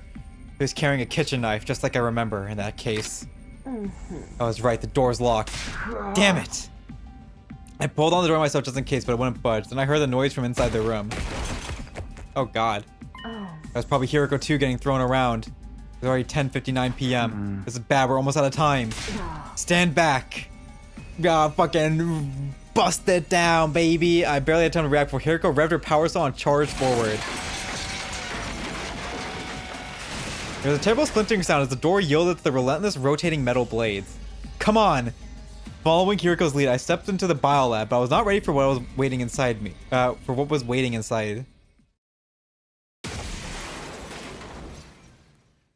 Took me a moment to process what had happened. Hiroko had gone in first, but now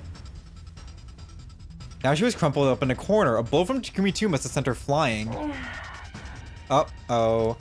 From the sound of that groan, she was going to be out of action for a little while. On the other side of the operating table was Hiroko 2. She was on the floor and looked pretty out of it too, so she got fucking bashed up by Takumi 2, both of them. Both of the Hirokos are down for the count. Obviously, only one person can be responsible for this. Takumi 2, this timeline's version of me. Oh, there we're finally seeing a Takumi. On the other side. Our eyes met and I froze up. I wasn't used to looking at my own body from the outside. It was such a surreal experience. I just stood there forgetting even to breathe. But it wasn't long until time started to flow. So this is gonna be Takumi versus Takumi, and so don't we literally get kicked into the wall of fire in one of these routes? But wasn't it until time started to flow again I was dragged back to reality. Takumi 2 raised a kitchen knife and dashed toward me. Oh, ooh. Yeah.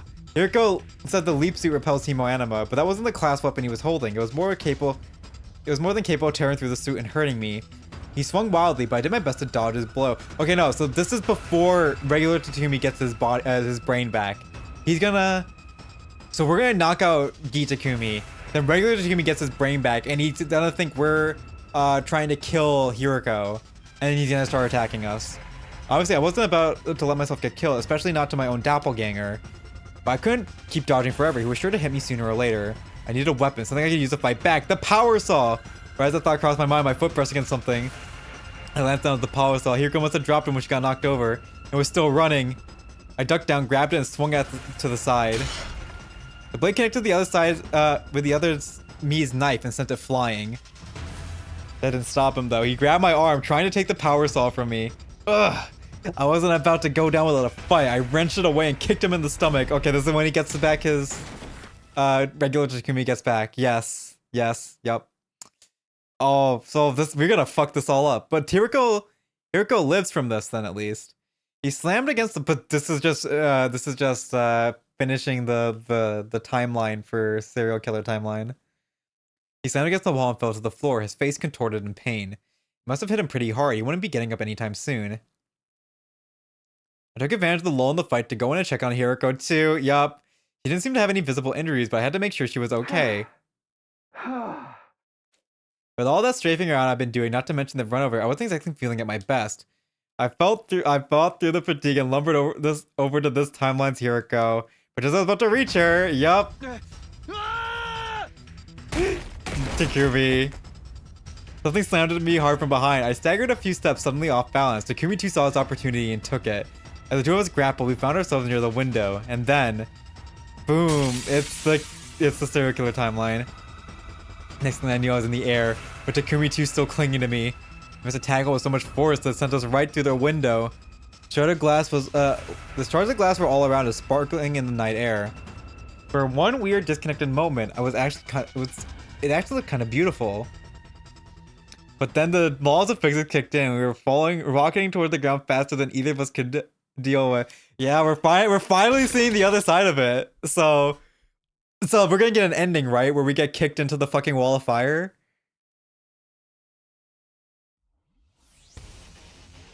My leap suit must have provided some protection because falling from the second floor didn't hurt nearly as much as it should have. I saw the power soul lying to my side. I grabbed it and got to my feet, looking around for Takumi too, who's standing nearby, maybe 30 feet away. It looked as like he just got to his feet. He was still swaying unsteadily. Well, I prevented Hiriko's 2 murder, but that just left one thing still to do in this timeline. We had to treat Takumi too. I couldn't let him get away now. I tightened my grip on the power saw and ran toward him. My double saw me coming and ran. I stayed on his tail and eventually cornered him right in front of the wall of fire. Oh, okay, choice. I raised my power saw and revved it. In the light of the undying flames, the blade glinted ominously. I wasn't going to kill Takumi too, obviously. I didn't even want to hurt him. He may be from an alternate reality, but it's still me after all. So what was I going to do? Just threaten him? If he thought I was out to kill him, maybe he'd come quietly. I decided to go with that and hefted the power saw again. Wait, something about this doesn't seem right. Haven't I seen this happen before? Oh shit! Are we gonna do something different now? Are we gonna do something different? We're gonna break the timeline? Break the loop? We have to break the loop! I couldn't have distracted for more than 2 seconds, but that was all he needed. Oh no! He kicks us! Ah! We got Tekkened! Pain flashed across my left leg, and my view started to tilt to the side. And I toppled over. Everything seemed to slow down. And I found myself thinking, I should have seen this coming. Then my downward movement came to an abrupt stop. I felt my head slam against the cold, hard ground. Even with my helmet on, it was a real shock to the system. I was majorly disoriented. I could barely string 2 coherent thoughts together, let alone come up with a plan to fight back. Through instinct more than anything else, I managed to stagger back to my feet. My thoughts were still hazy, but one thing was abundantly clear. I didn't have the power saw anymore, so it must be. Now it's my turn. And then he fucking charges at us like a maniac. Fear took over and I ran back toward the school as fast as I could. You won't get away! Oh my god, it's happening again. The tables had turned. Now Takumi too was after me. Fortunately, he wasn't moving very fast, not because he was weighed down by the power saw. My vision was back to normal now, but the haze around my thoughts was still there. I'm sad we didn't get this choice, and then we didn't get kicked into the wall of fire. It felt like I was forgetting something important, but I couldn't think what? Before I could figure it out, Takumi 2 made his move. He discarded the power saw, tossing it aside into the bushes. Now that he lightened his load, he was a lot faster than before and gaining on me fast. He and I were the same person, of course, so our running speed should have been the same, except I was in a big clunky leap suit, slowing me down. It's only a matter of time before he catches me. I need to find somewhere I could ditch this suit. Right as the thought crossed my mind, the outline of the school came up in the view up ahead. I put on a burst of speed and running for the school with all my might. I scrambled to the hallway and up the stairs. My feet were barely even touching the ground as I fled along the 2nd floor. And finally I tumbled into the bathroom. I held my breath and listened hard. I could hear footsteps in the hall outside. Oh, he ran past the bathroom. Oh, we just juked him. Okay. They got closer, then passed, and finally gradually faded away. Phew. I let out a sigh and leaned back against the wall. My head was swimming. I just stood there and spaced out for a while. So, what am I supposed to do now? I'm supposed to get that guy under control somehow. Maybe I can hide and try to get the jump on him? The suit's so hard to move around in, though. I won't be doing anything stealthy in this. It'll be easy for him to turn the tables on me if anything goes wrong, too. The solution to that was obvious enough. We ditched the suit, and that's how he gets the suit. I took off my leap suit. Looking around, I found a supply closet and stowed it in there. Okay, I better get going now. We need to fix this quick before our window to leap back closes. My first move would be to find Hiriko. She's probably still in the biolab. I walked toward the bathroom door, but just as I was about to open in... Oh? Could they have hidden in the bathroom? Guess I better check. Darn it. Why do you have to pick now to think about looking in here? I looked around for escape. There was no point hiding in one of the stalls like I found out right away. In that case, there's only one way out. I ran to the window and opened it. I jumped out the window with all the energy I could muster, but something went wrong. Maybe it was a fatigue setting in, but I couldn't control my posture like I wanted to. I fell and died. Flat on my back, hitting my head on the ground with a sickening crunch. I'd really done it this time. My consciousness was leaving me like smoke blown away in a strong breeze. Right before it all went dark, I was aware of footsteps nearby and somebody saying something. Takumi, are you okay? Hold on. Stay with me. Okay, so Hiroko got back up. So this is when Gitakumi finds the suit and hides it away. This was where my memory cut out for the day. The next thing I knew, my mind melted into chaos and confusion, and we just fucked up.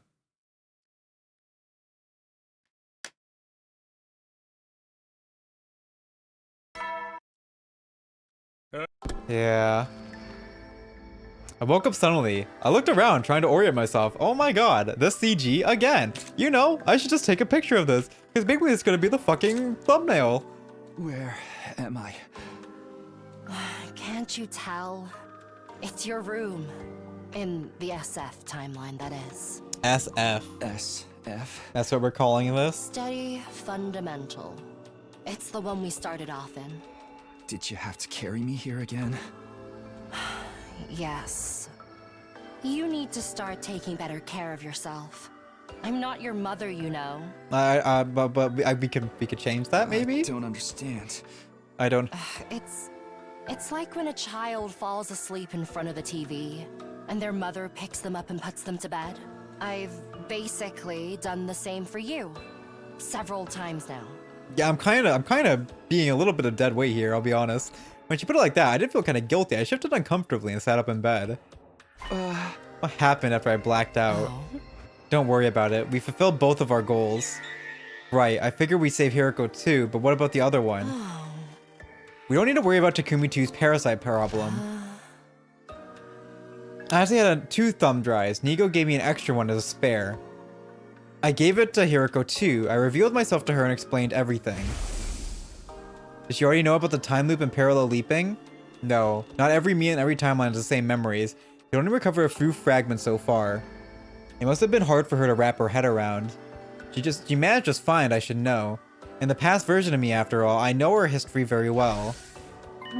I remember what happened next from when I was her. As Hiroko 2, I injected Takumi 2 with an anesthetic and used the repair program to treat him. Program I got from a thumb drive given to me by me, Hiroko 1.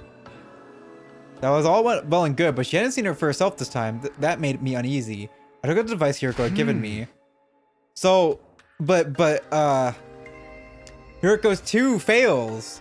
She fails to treat it multiple times, and then the serial killer timeline keeps happening. Slasher route keeps happening. When's the next time the blood space waves surge?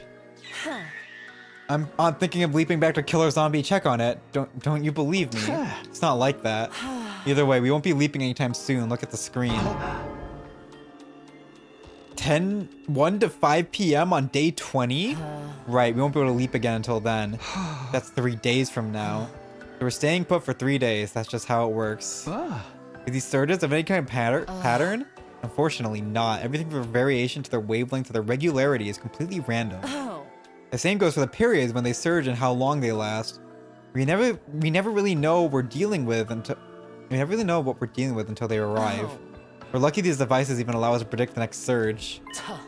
For now, you'll just have to trust me. But Takumi 2's really fine now. We don't have to worry about him anymore. That's right. Yeah, yup, totally. Totally. Hiroko doesn't fail to cure Takumi multiple times, and he goes and murders everyone. After breakfast, I went back to the roof to think. Our next sleep is on day 20, the next battle's on the night of day 21. That gives me some downtime before then, but I still have to use it productively. I decided to go back to the room and see what everyone else was doing. Alright, so we got free time until then. Alright. I'm gonna short get in the room.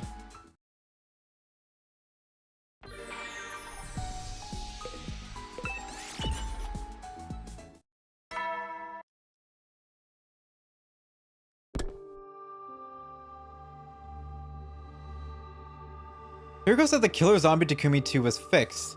So where was she going to leap on day 20? I have other questions for her too, but they could wait until tomorrow. Right now, all I wanted to do was go to bed.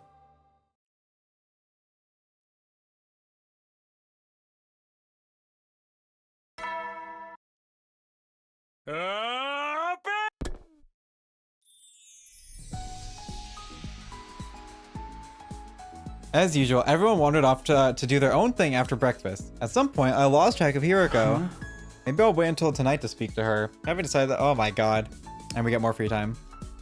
What's with the free time? At this point, we're done. Get rid of the free times. I guess this is a chance for you to fucking do events with every character, I guess. Why did you ask me to come all the way out here? Sorry, I wanted to make sure we wouldn't be uninterrupted. I didn't even bring my riding crop. I didn't call you out here so you could give me a secret spanking. Do you want me to step on you then? Oh my god, she's being so kinky right now. No, not that either. So, what do you want? It's about leaping. I was worried if someone might overhear us if we talked in our rooms. Like how you ended up following me and poking your nose where it didn't belong. I nodded.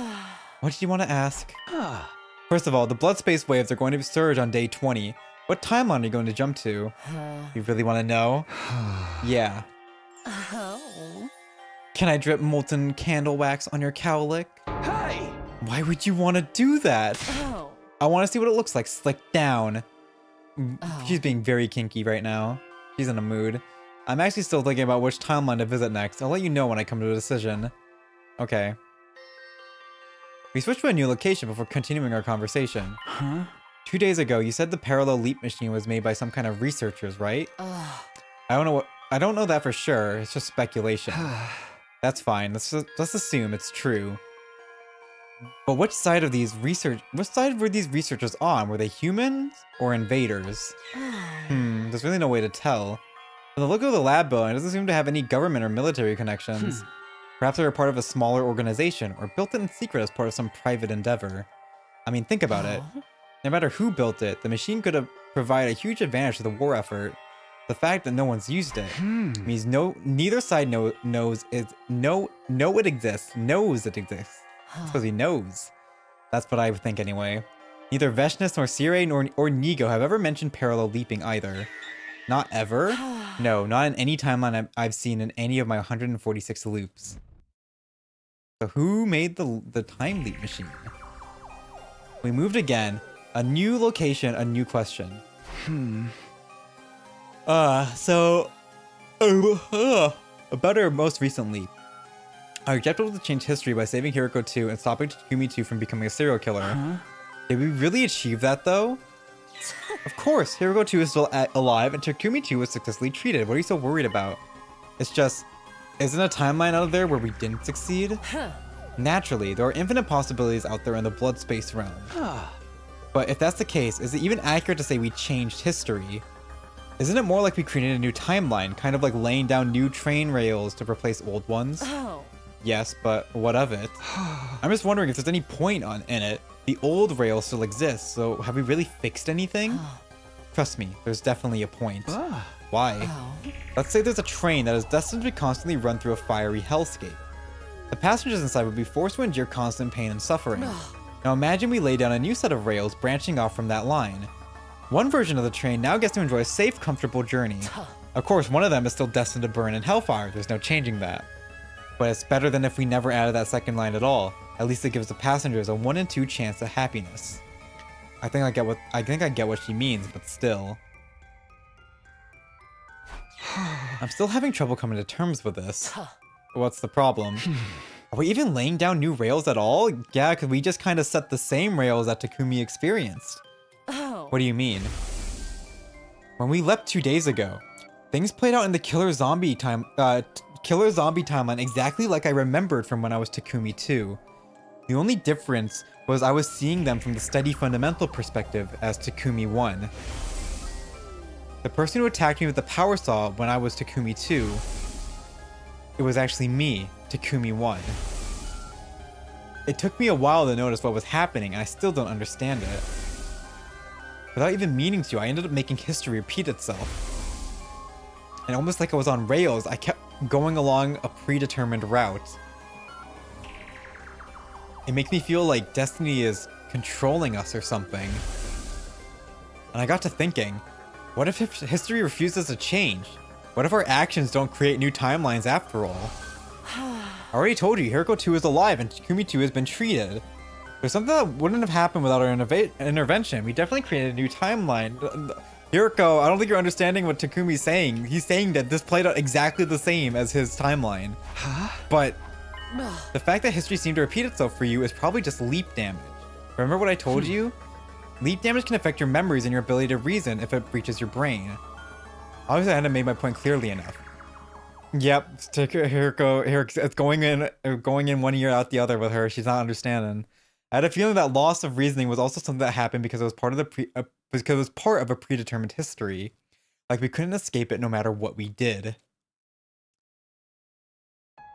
Yeah, we didn't change shit. We didn't change shit. Everything played out the same. Hiroko and I finished talking and went back to the roof. Oh.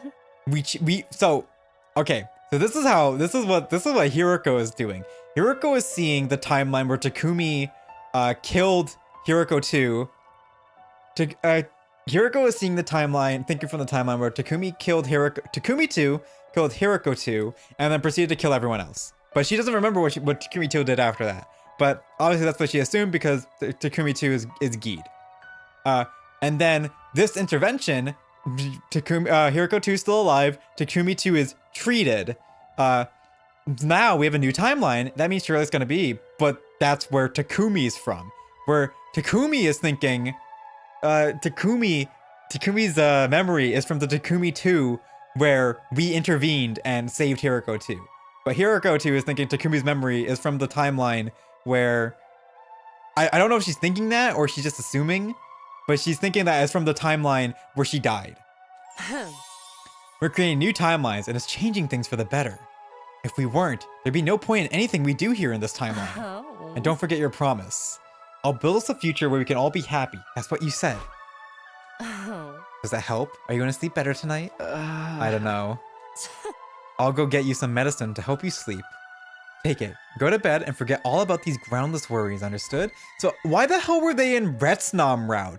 Because they appeared in Retsnam route for like literally one small tiny scene, didn't do anything, and then fuck off. They fucked off. So what the fuck were they doing? He left before I could respond as usual. After that, I took the sleeping medicine that Hiroko brought me and sank into a deep, dreamless night. What day was that? I don't remember. I don't remember at all. It was when they were out searching. They were out searching, but Darmi and Takumi were searching for something. I think they were searching for Retsnam. Or it was before they actually found Retsnam, I think. But I don't remember what day that was. That was like so specific. After that, I took the sleeping medicine that Hiroko brought me and sank into a deep, dreamless sleep.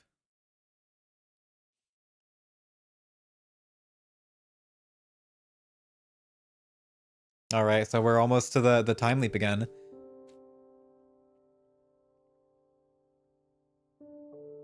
Oh, we just do nothing?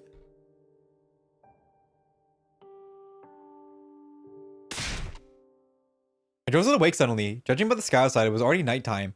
I practically slept the whole day away. The sleeping medicine has done its job at any rate. That's some strong stuff. Weirdly, my face really hurt now. I had no idea what could have caused that. Rubbing my sore cheeks, I looked at the clock. Oh, my face really hurt. So fucking Hiroko came in and slapped our fucking faces, right? Okay, I looked at the clock. It was 7:15 p.m. At this time of day, there might still be people in the cafeteria having dinner. Okay, I'll go check it out.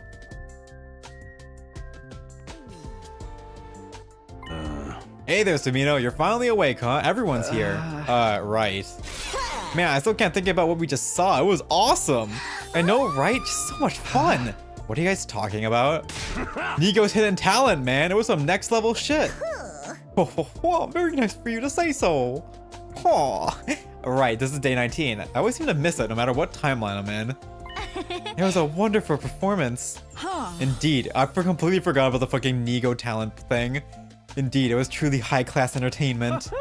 I was so inspired, I practically ascended to a higher plane of consciousness. Isn't that right, sister dearest? ... Those 6 hours went by in a flash.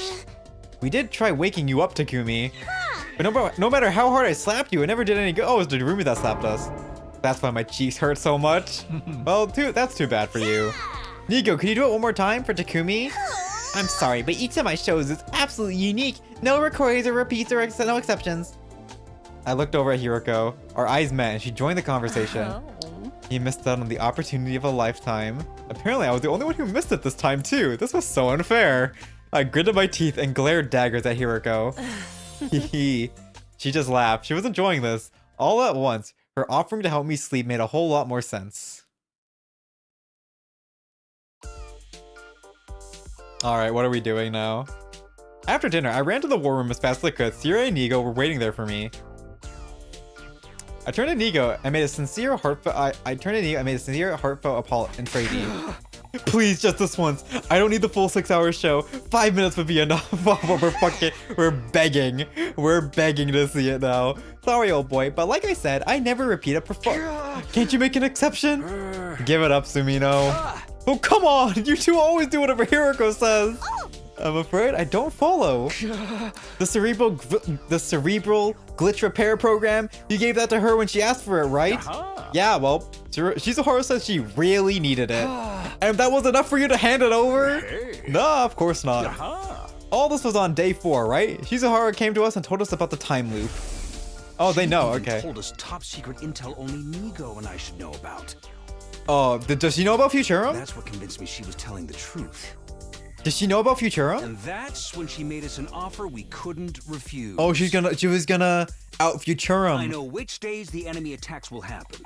I'll share this information with you, but you have to do as I say in return. Oh no, okay. She wasn't threatening to out the Futurum.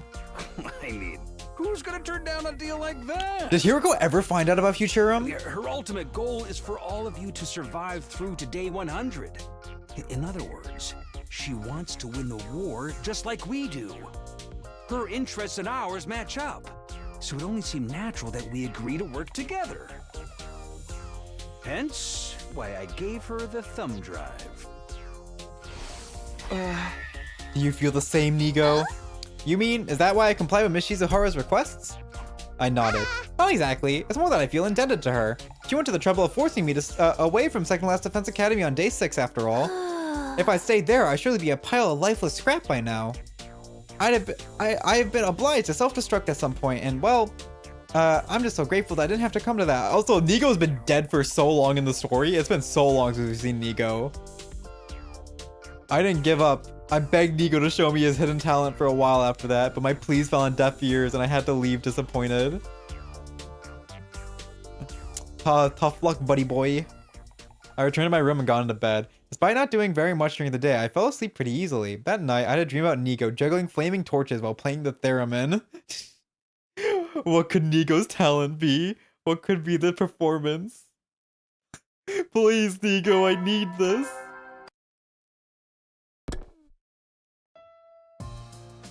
After breakfast, I went looking for Hiroko. I found her up on the roof. I made sure no one else was around before speaking to her. Hey, you got a minute?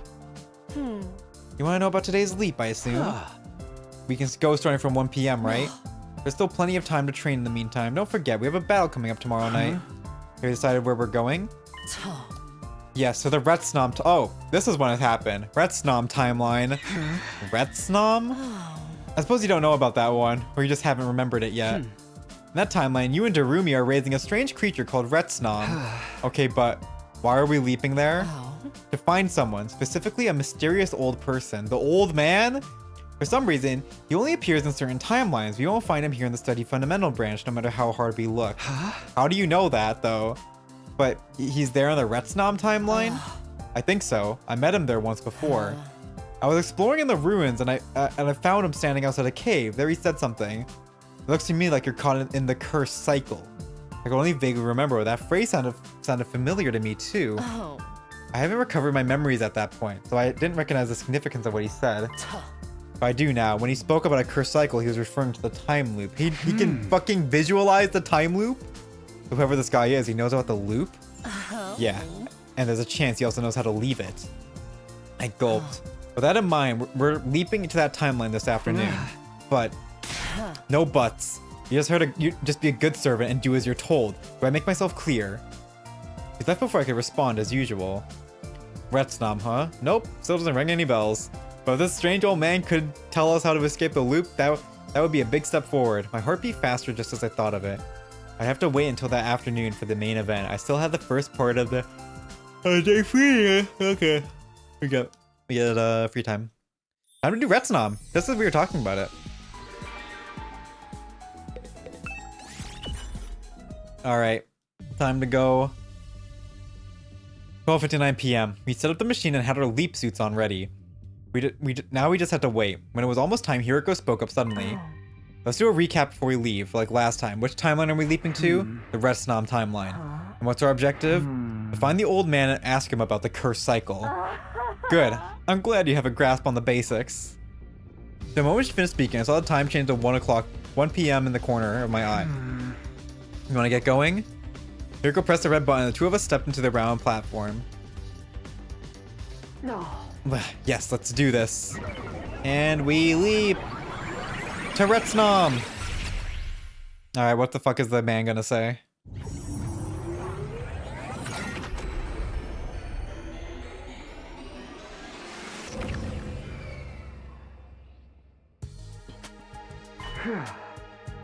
So this is the Retsnam timeline. Everything looks just the same to me. Were you expecting to see dinosaurs walking around or something?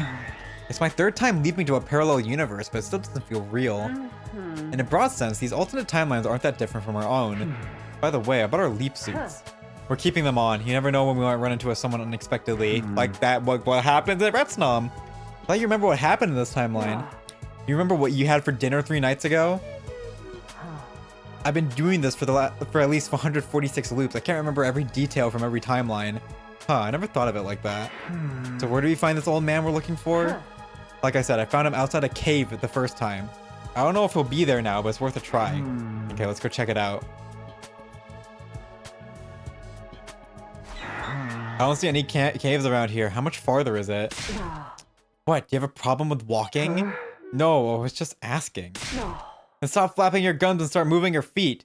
Or curl up in a ball like an armadillo and I'll kick you all the way there. Pardon me for breathing. I did as Hiroko said, the part about staying quiet and walking, that is.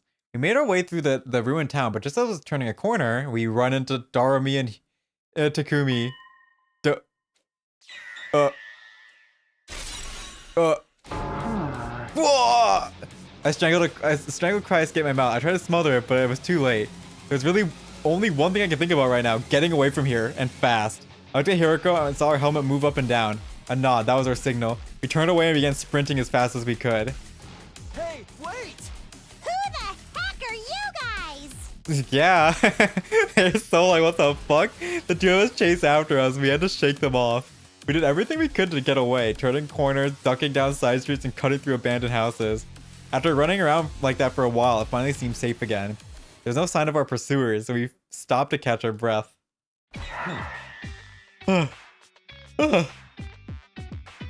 Who was that back there? Do you really need to ask? It was this timeline's version of Darumi and you. But it's not like in the killer zombie branch. I don't remember anything like this happening before. I can think of 2 possible explanations for that. Either you've experienced it but don't remember, or you're going to experience it at some point in the future. In the future? No, that can't be right. I'm determined to go through this loop. I'm determined not to go through this loop again. This will be the last time I experience these 100 days. There's no way I'm seeing something that I haven't lived through yet. At least we got away from them. If they'd gotten a hold of us and taken off our suits, we'd have really been in trouble. Yeah, I don't want to have to end up fighting myself again. They're probably still nearby. Get moving before they can find us. Yeah, though, imagine like, okay, so that's like a cool sense of dread thing they're doing here. It's like, oh, but it's something that we already experienced or something that we might experience in the future. Oh, I can skip. Bless. It's something that we might experience in the future. And I was like, oh, if it's something that we're going to experience in the future, that means everything we're doing in this timeline is pointless because we fail. And I was like, oh, ooh, who knows? Phew, we're finally here. Now, where's the old man? I thought I already explained this. I met him here once before during a previous sleep. There's no guarantee he'll be... Marinate! And we both spun around and standing there was... the old man. Ah, my apologies. I meant you are late. It's my age. My memory isn't what it used to be. This doesn't seem like the kind of mistake you can chalk up to forgetfulness. Marinating is actually the process of soaking foods to soften them up. I could tell you a wonderful recipe for ginger marinated squash. I was just about to ask him to get to the point, but Hiroko beat me to the punch. Sir, I believe you're familiar with the curse cycle. You mentioned it to me before. Well, it wasn't really before from your perspective. The point is, I've heard you mention that phrase. Ah, yes. It Its stats look good, but once you equip it, you can't take it off. That's cursed equipment like you find in RPGs. This isn't a physical object we're talking about. It's the loop. Yes? Oh, dun. Huh? The time loop. That's what you young people call it, isn't it? So you know about it? The curse cycle is a legend passed down in this land time immemorial. A legend? Are we gonna get stuck in another timeline at some point? There was once existed a race with the blood of God. Is it gonna be the killing game route? Where it like happen multiple days where we get blacked out because we get stuck in that timeline? There was once existed a race with the blood of God running through their veins. The so-called Brethren of the Blood. This was long, long ago, but who knows? There may still be some out there today. This planet has just like, what the fuck? It's literally an RPG planet. There were people created by God's own will who lived a blessed life. Until one day, evildoers from a distant land appeared, and by use of secret arts created copies of the Brethren. God was angry and visited a terrible retribution upon a number of the, like...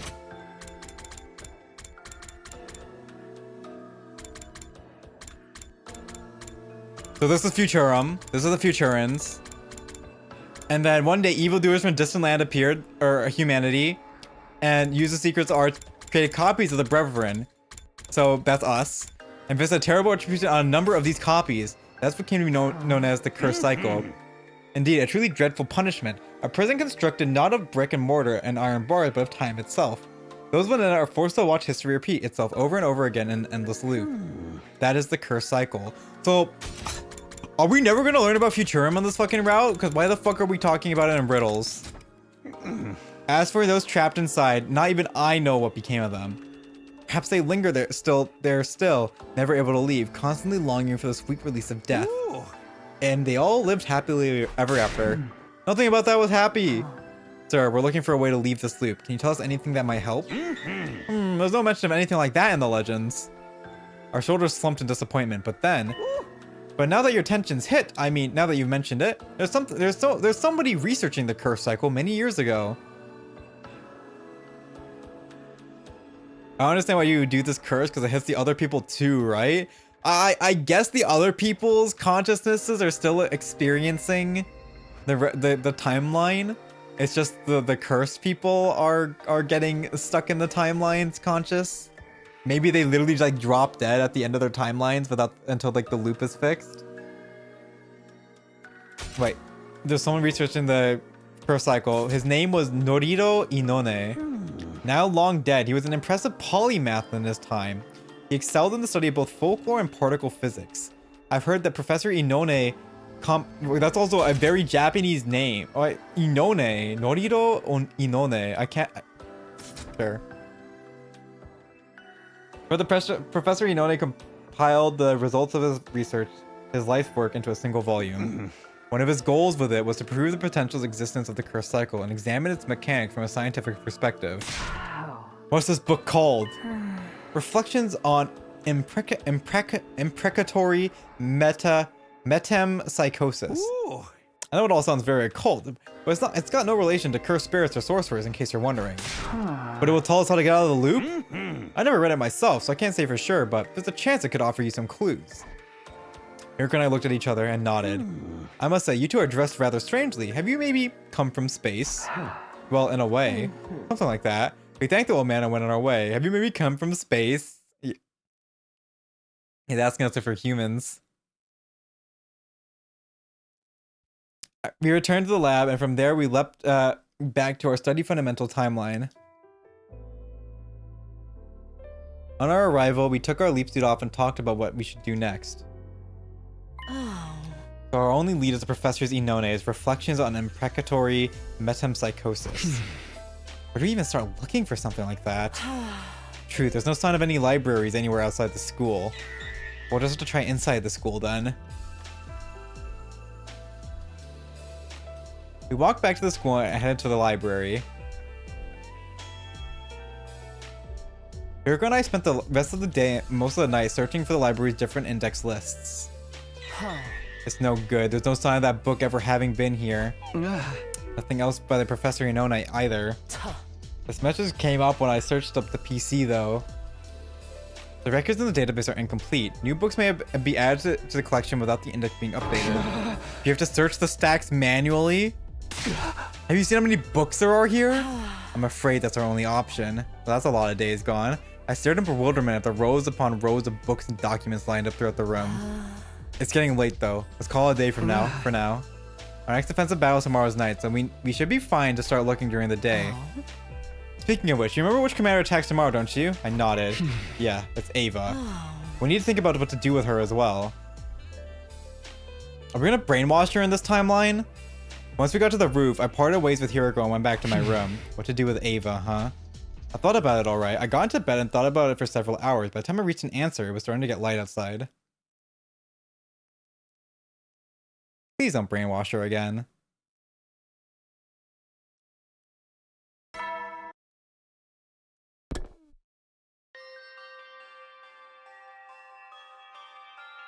After breakfast, Hiroko and I headed straight to the library.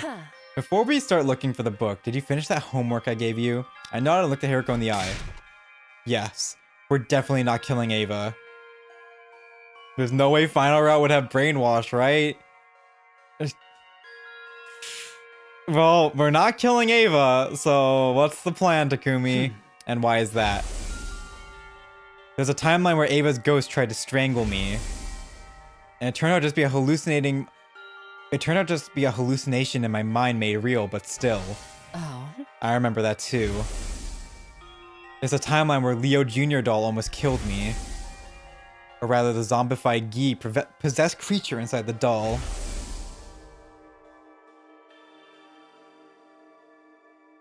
I've been calling it the Box of Calamity timeline in my head. All the terrible things happened to us in that timeline. All of our friends who died painful deaths. It all leads back to one thing.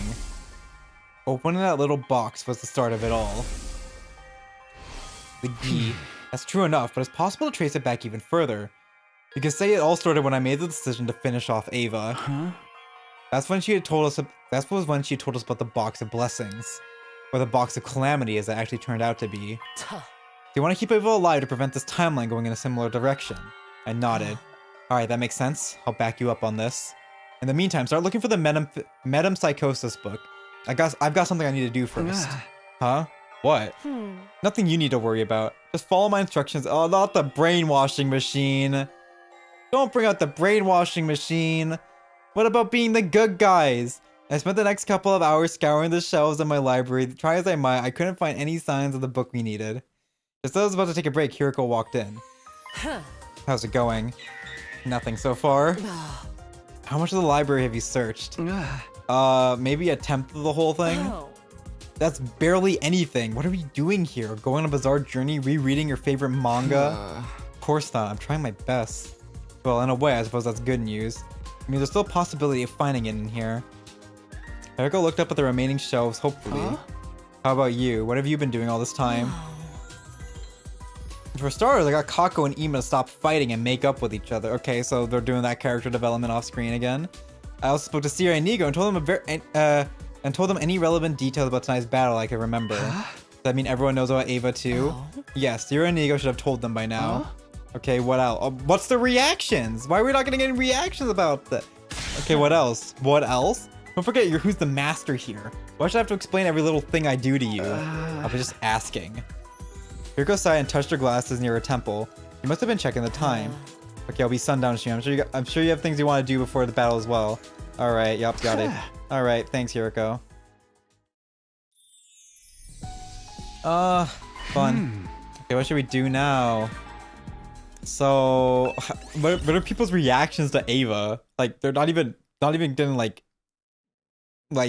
addressed at all. And then after Nightman announcement, the alarm sounded. Yep.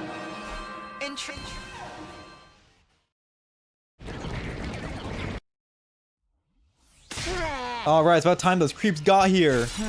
Attacking us after hours. Such bold-faced insolence. Right, losing sleep is bad for your skin. Alright, yeah. Gretchen didn't have curry before, but why would you eat curry this late in the day? You knew there'd be an enemy attack around this time, didn't you? I did, but it was a plate of my old Suzuki curry. Gotcha, makes total sense now. Yeah, no one can resist that kind of temptation. Let's give this one for all, everybody. Are you ready, sister dearest? Ready when you are, brother dearest. It was encouraging to see Kaku and Ima on such good terms. In other timelines, they were usually on the rocks around this time, but like Hiroko said, she seemed to have gone to make up off screen. You guys want to get moving soon?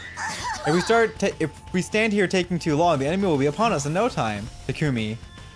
At Hiroko's prompt, everyone turned to look at me. I met their eyes and gave my answer. Let's do this. Move out. Yay.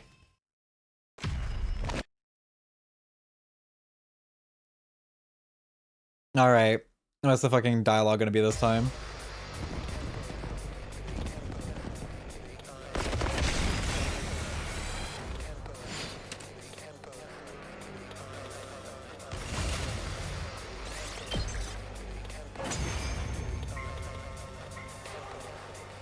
Not enough. The holy Jumanji sword still thirsts for the blood of the wicked. Hey, Takamaru. I think it's been more than 5 minutes now. Yeah, well, my body clock ain't even past 5 seconds yet. So where's this Ava commander we're supposed to be fighting? She should be showing up soon. That's what Sire said, isn't it? She'll cover the battlefield in a thick mist, and she'll be in the middle of it.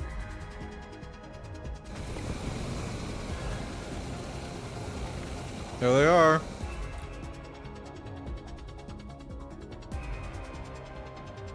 Is this that mist we were warned about? It's kind of messing with my balance. Feels like I'm gonna spew a whole bunch of carrots and sweet potatoes. Ugh, Siri was right. Fighting with this stuff everywhere won't be easy. Ima, Kako, this is where you two come in. Your No, always skills when they're battling complement the each other other time. perfectly. If you can work together. Say no more. My dear brother and I just have to show everyone how strong our sibling love really is. This is the twins smiled at each other and nodded. Right. Go for it. This is kind of. Bro, what are they doing with the other characters? They like Flanderize them.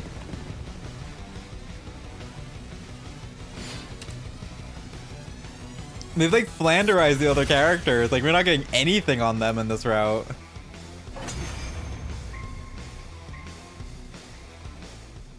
All right, Ava. Here we go.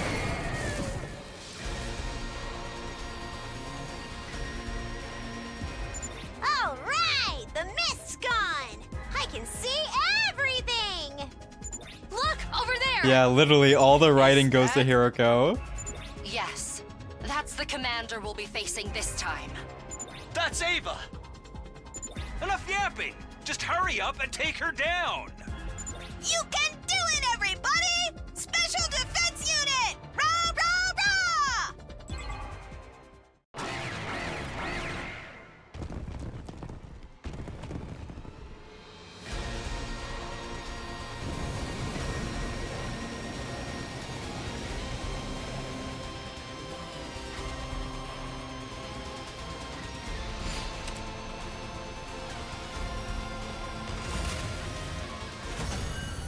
All right, what are we doing with Ava? What are we brainwashing her? Phew! Looks like we won! Thank goodness. Any longer and I'd be cleaning regurgitated curry off my class armor. What are we to do with our fallen foe? Everyone trying to look at Ava. Please, don't kill me. My name is... Ava, the paragon of nature, right? We know that already. What? How? We've got sources of our own. Yeah, bullshit sources. I see. Well, at any rate, I beg of you, please, spare my life. Ava brought her hand up to her mask and took it off. Yep, took it off. The boys all let out a gasp, possibly as a response to that. Mocha was the first to speak. I say we kill her. Why is what? What? I agree. Oh, the boys let out a gasp. Are they doing a jealous joke? The boys, oh, she's so pretty. Oh, we gotta kill her. Yeah, let's rip out her entrails. What the? Now you mention it. My neck's been feeling awfully cold lately. You want to wear intestines as a scarf? Sorry, but I'm with them. What? She has to die. You too, Tsubasa? What is this I gag? hate to say this, but I think so too. What? What is going on with the characters? They destroyed the other character. Nozomi would never say this.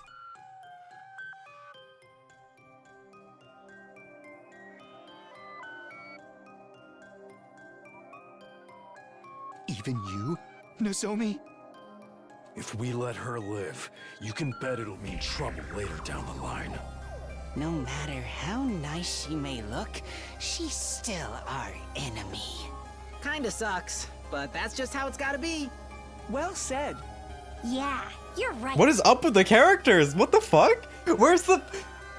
Everyone feels like a fucking caricature. They don't even feel like the characters anymore. What's going on? They all want to kill her? I'm sorry, Takumi. It looks like we'll have to finish her off. What the fuck, Hiroko? Did you plant seeds? No. Please, no! Don't kill me! What the fuck? I beg of you. What is going Please on? Don't kill me! Please don't kill me! But then... Everybody ready? Oh, is this all a joke? 1, 2, Oh. just kidding! Okay. For a moment, it felt like time had stopped. I think my heart did too. I tried to speak, but I only managed to croak out a single It's all like, it's all a jest. You've been gone. What? Yeah, he totally fell for What is it. going on with this writing? Today is your birthday. We all wanted to give you a surprise, so Guys, it's not my birthday. And even if it Not was, my this birthday. isn't the I kind of love surprise the anyone Takumi's killing would it. Yeah, don't sweat the small stuff, man. Anyway, I'm glad we got this chance to shake you up a little. You are? This is the way they're doing the scenes, the fighting scenes with other characters is so fucking We weird. thought a communal event like this would help boost our affinity level with you. Nope, I've got no idea what that's supposed to It mean. was Miss Shizuhara who gave us the idea. Hiroko, go die in a She knew ditch. You wouldn't want to kill Ava if you had the choice. I looked at Hiroko. She smirked back at me, a self-satisfied look on her face. Then I looked back at Ava. She was taking the news well. Thank you. Thank you so much. She was still crying and stammering, but now it was from relief more than fear. But sorry, Ava. Your brain is getting literally turned to mush. After the battle, Ava was officially taken prisoner and detained in the courtyard. She's gonna get her brain turned to mush. She obviously had no way of knowing how Ava would escape those cages, so there wouldn't be any problem with keeping her in one. It was late, so we didn't have any kind of post-battle celebration. Everyone seemed pretty happy though, both with our victory and how successfully they pranked me. We all went back to their rooms together with a smile on their faces. They'd all left me at Hiroko. She was still smiling that same infuriating smile. I can tell you're dying to ask. I won't beat around the bush. The whole thing was my idea, just like Ima and Kaku said. I genuinely did agree with you so that we should spare Ava. So I took the opportunity to convince everyone of that while also setting up the surprise. Was Sirei and Nigo in on this too? Of course, at first they were opposed to letting her live. But then I gave them some tips on how to improve their dolmenic cognitive reconstruction therapy, improve the brainwashing. With this new and improved version, the brainwashing won't come undone, provided she isn't subjected to any powerful shocks. Ava will remain our loyal ally right up to day 100. Once they heard that, they agreed to it readily enough. Why did you do it? Do what? Why you set up this cruel surprise in the first place? You really haven't realized, have you? You're so cute when you're facing a situation that looks absolutely hopeless. Your face gets all tense. You go as white as a sheet, and you practically drench yourself in a cold sweat. I'm literally dragging Hiroko down the character tier list to like abyss tier for this. Like Hiroko, you kind of ruined your character right there for me. You look like a peeled banana that's been sitting out in the sun. Why did I do this? It's really nothing special. I just wanted to see that look on your face. Well, good night. With that last remark, Hiroko walked away. I was left standing there and heaved a sigh so heavy I could have been made of solid lead.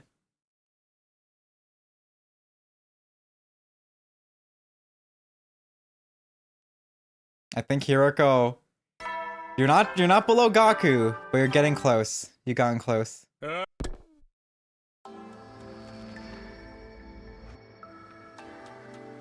It's kind of crazy. Oh, and apparently out of 146 fucking timelines, Hiriko never fucking discovered the truth about the world at all at some point. At any point, she never discovered the truth about anything. She just kept fucking doing her same shit every time. She's kind of stupid. She's a little stupid.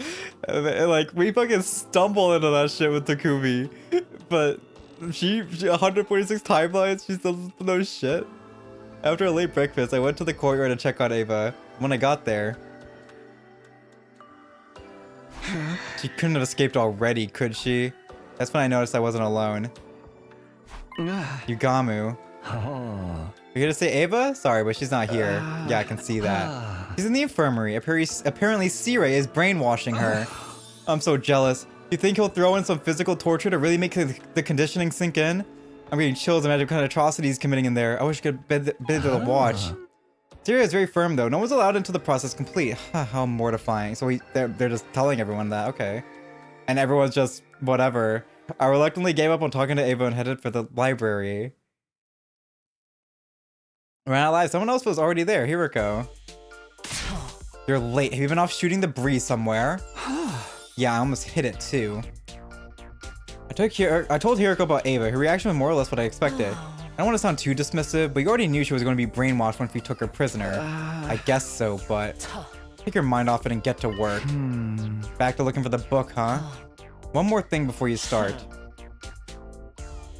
Your joke about shooting the breeze and almost hitting it just now, it wasn't the least bit funny. Alright, let's get to it. In that moment, my face probably looked like a peeled banana that had been in the sun too long. But I didn't want to give Hiriko the satisfaction of seeing it. I turned away and began examining the books on the shelf, searching for the title we wanted. Hours went by, but we still failed to turn up Reflections on Imprecatory Metempsychosis. Don't get discouraged. We've only researched 40% of what's here. Are they gonna brainwash Ato too? So we're not even halfway. That's depressing. No, it means we still have hope. If we'd searched everything and we still hadn't found it, that would be depressing. I admire your optimism. While I sighed in exhaustion, Hiriko tapped her glasses by her temple. It's almost evening. Let's call it a day here. Oh, already? Don't forget what Shoma said yesterday. Lately, it feels like you've been keeping your distance from the rest of us. Yeah, because you guys fucking suck in this timeline. What the fuck? As our captain, you need to maintain a good relationship with all your team members. That's true. You want me to use this time to go hang out with someone? Hiriko nodded. I'm gonna go back, sleep in my room and jerk off. If I'll go crazy if I have to spend the whole day in here. I'm going to go somewhere else for a while, so you may as well take a break too.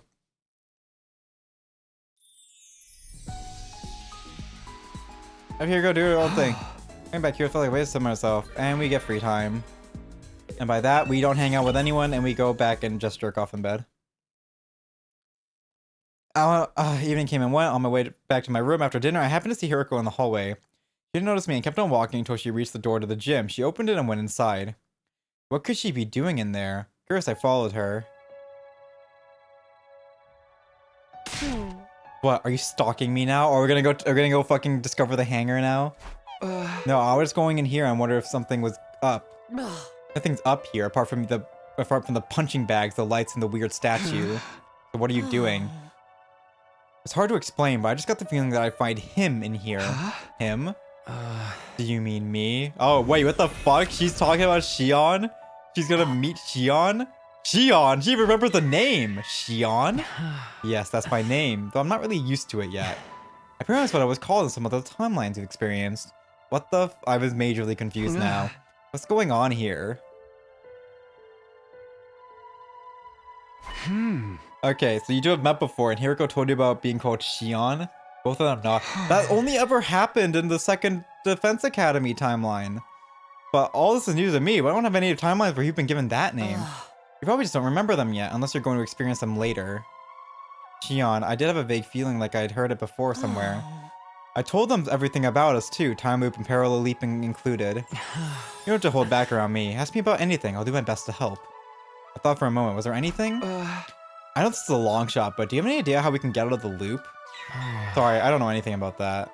I agree that the time loop is probably caused by your specialist skills, but that's all I can say for sure.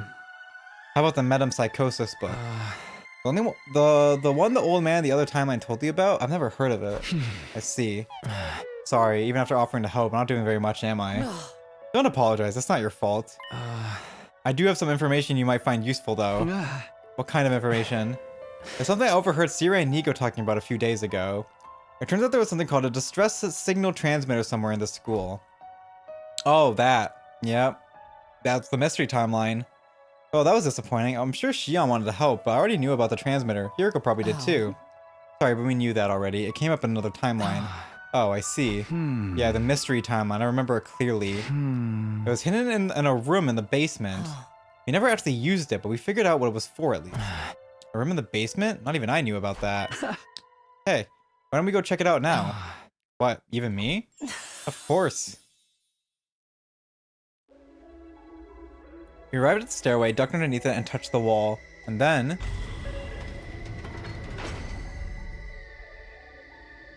Wow. I had no idea this was here. It's not exactly easy to notice. Come on, let's go.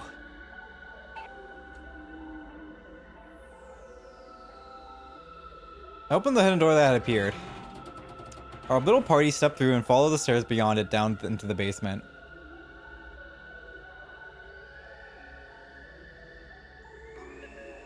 So this is the distress signal transmitter. Do you know what it's for, Shion? I think so, based on what Sierra and Nico said anyway. Tell us, just in case. It's worth checking if it lines up with what we know. Alright. But there's some specialized terms involved that I'd like to clarify first. The school we're in now, Last Defense Academy, is also referred to as the first campus, or number 1. And second to Last Defense Academy is the second campus, or number 2. Likewise, the member of Special Defense Unit who started out here are sometimes called Team 1, while Nozomi, Moko, and the others are Team 2. I remember hearing something about like that before. Was that in the mystery timeline as well? I tried to remember while I listened to Shion's explanation. It was more or less what I'd expected. The distress signal transmitter was put here in the event of all but one member of Team 1 dying. No matter how strong they were, a single fighter wouldn't be able to win this war on their own. Instead, they'd be extracted and put on standby while the people in charge put together a fresh team for a new attempt. But 2 people would be able to somehow do it? Once the correct series of codes had been entered into the transmitter, it would, well, transmit a distress signal. If the artificial satellite were to receive it, they'd send a rescue craft to the school. The survivor would get on board and be taken back to the satellite. Also, the rescue craft has a maximum weight capacity of 2 tons. Theory said that the rest of the unit's bodies can be put on board to prevent them from falling into enemies' hands. Huh? That's the first I've heard about that. Sounds like you might have some new information for us after all. Go on, Shion. Shion nodded and continued. When a member of the Special Defense Unit dies and loses all their cryptoglobin, they enter a state known as total death. After entering total death, something called a liver mortis code appears on their back. To send a distress signal, the survivors need to input 9 codes, one from each member of Team 1 besides themselves. That's their way of proving everyone else is dead, and a distress signal is sent and the extraction is authorized. I'm guessing the 2 teams were never meant to come together like we have here. Only the liver mortis codes from Team 1 are required to send the signal. I thought so. Was there anything else? Yes, if the codes entered are incorrect, everyone in the room will be killed. Poison gas will come out. Wait, why? What? Poison gas will come out of the... Oh, I guess it's to stop brute forcing it, but like... Man, they really didn't want us coming back. I like how the humanity is like trying to act like, oh, we're gonna try to take care of these human soldiers we made. These fucking literal super soldiers we made. Nah, if they fucking try to come back without all but one being dead, we're gonna kill all of them. Poison gas will come out of those tanks over there. It's a terrifying toxic gas capable of melting any object into a soupy mess. Zire and Nigo said that gas masks or protective clothing won't do anything to stop it. That's all I know. Did I tell you anything new? Hiriko and I shook our heads. It's more or less the same as what we already knew. Apart from the rescue craft's maximum capacity. That wasn't very useful after all. That's not true. Yeah, it's enough that you reminded us that this place exists. Really? Well, that's good. Jiron looked a little happier after hearing that. I'm sorry, I have to go. I said a lot longer than I should have today. If I didn't get back soon, my energy output would start to fall behind. Goodbye for now. With that, Shion faded away and disappeared.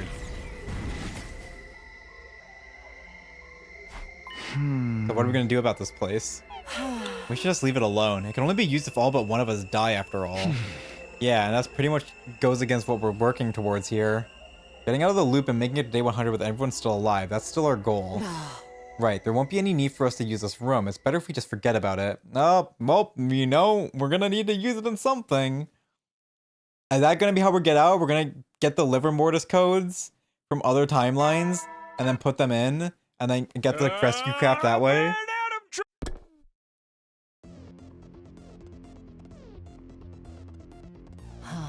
Alright, let's get back to it.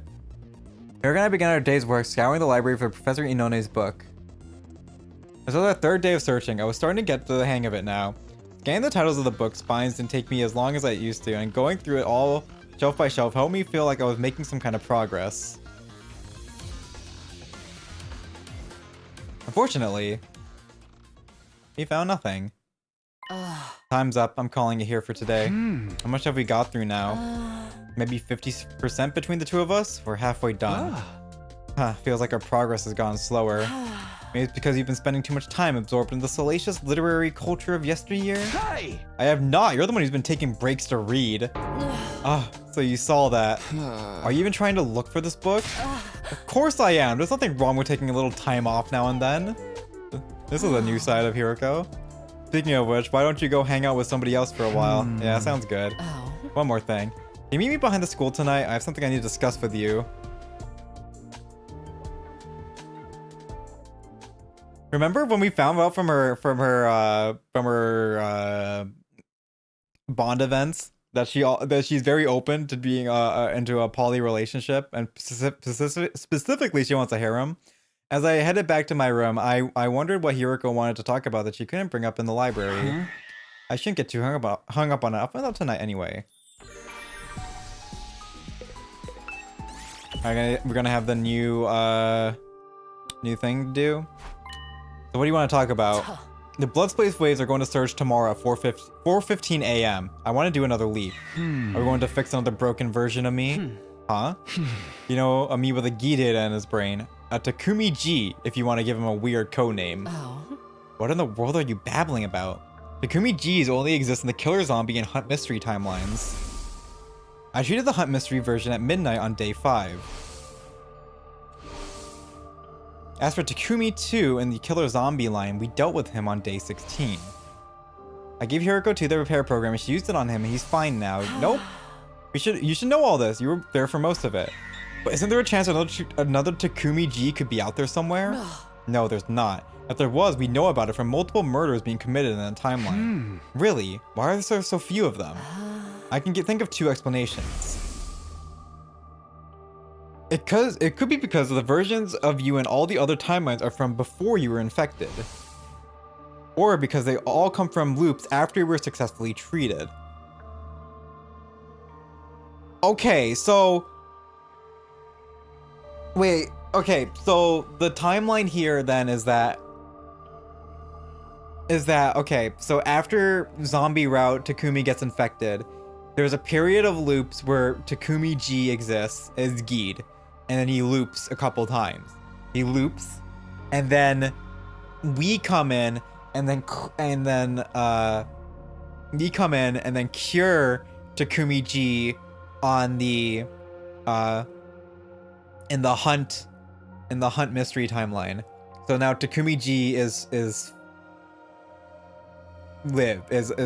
cured, and then now. From that point on, Takumi G is looping, or Cured Takumi is looping and without the Gi data anymore. Okay, it's a bit wonky.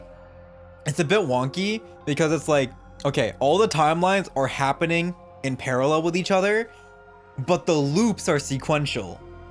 So it's a little bit wonky when you think of it like that. Because you would think that wouldn't there be like other Takumis that are other Takumi Gs that are still looping or some shit, but it's sequential. And so it kind of works weird. It's kind of wonky. I'll say it again. Only the Killer Zombie and Hunt Mystery timelines contain a Takumi G.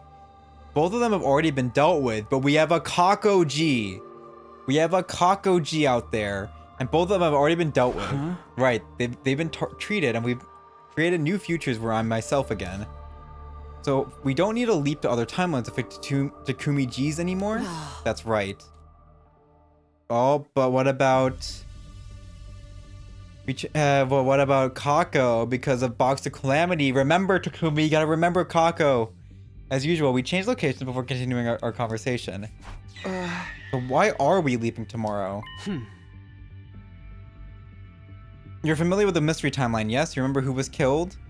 Well, no need to talk about Gaku. I'm sure you don't want to think about that. Or Ava, since she died via self-destruction. Oh. But who else died in the mystery timeline? Kako, Shoma, Moko and Tsubasa, and finally Kurata. 5 victims in all. So who was responsible for those 5 murders? It wasn't you, that much is clear. They all died after you were treated.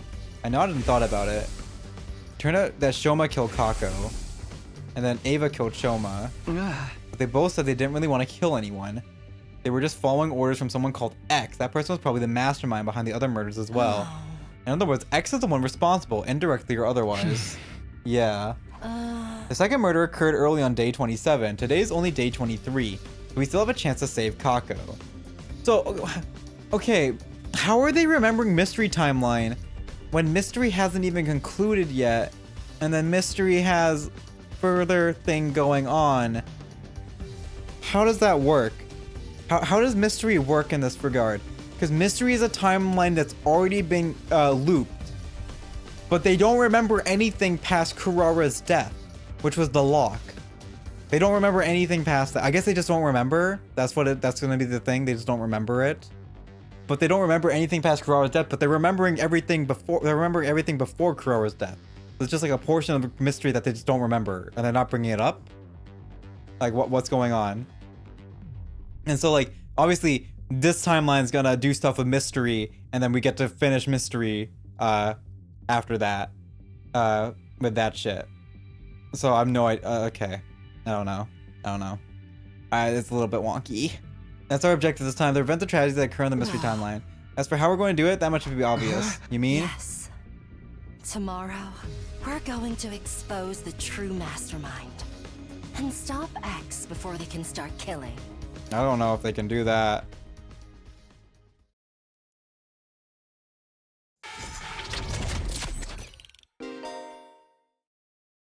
You have lied to story log 2. You will not be able to progress without meeting certain conditions. Try exploring other branches for now.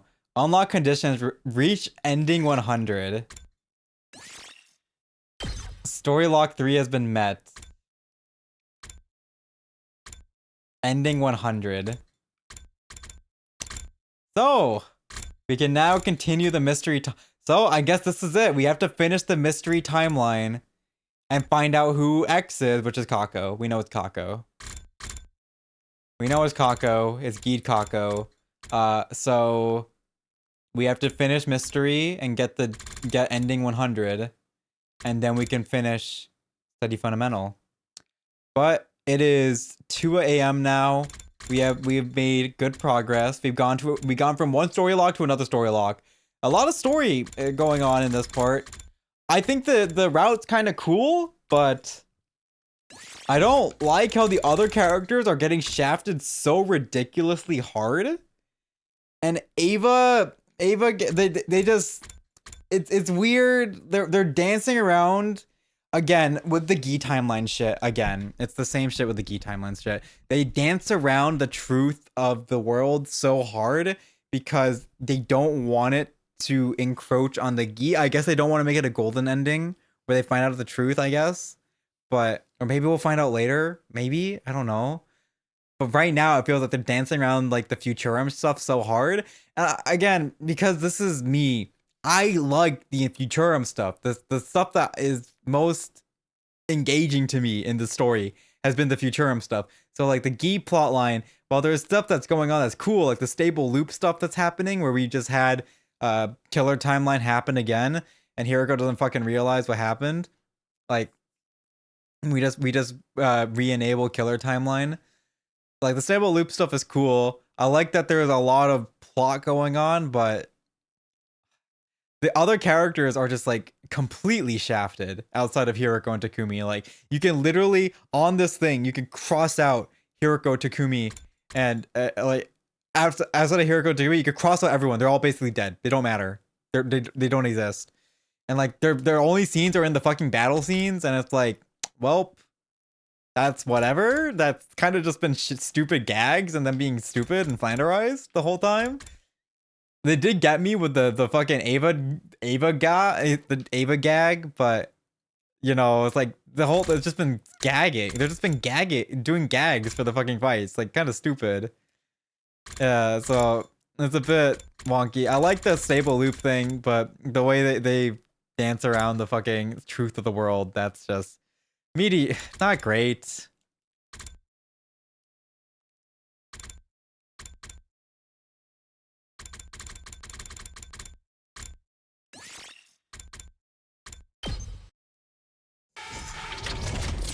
Can I save? I can't save. I'm just gonna save here. I almost closed the game, like Alta for the game, without realizing I didn't save. We're gonna save here though. Save. Boom. Okay.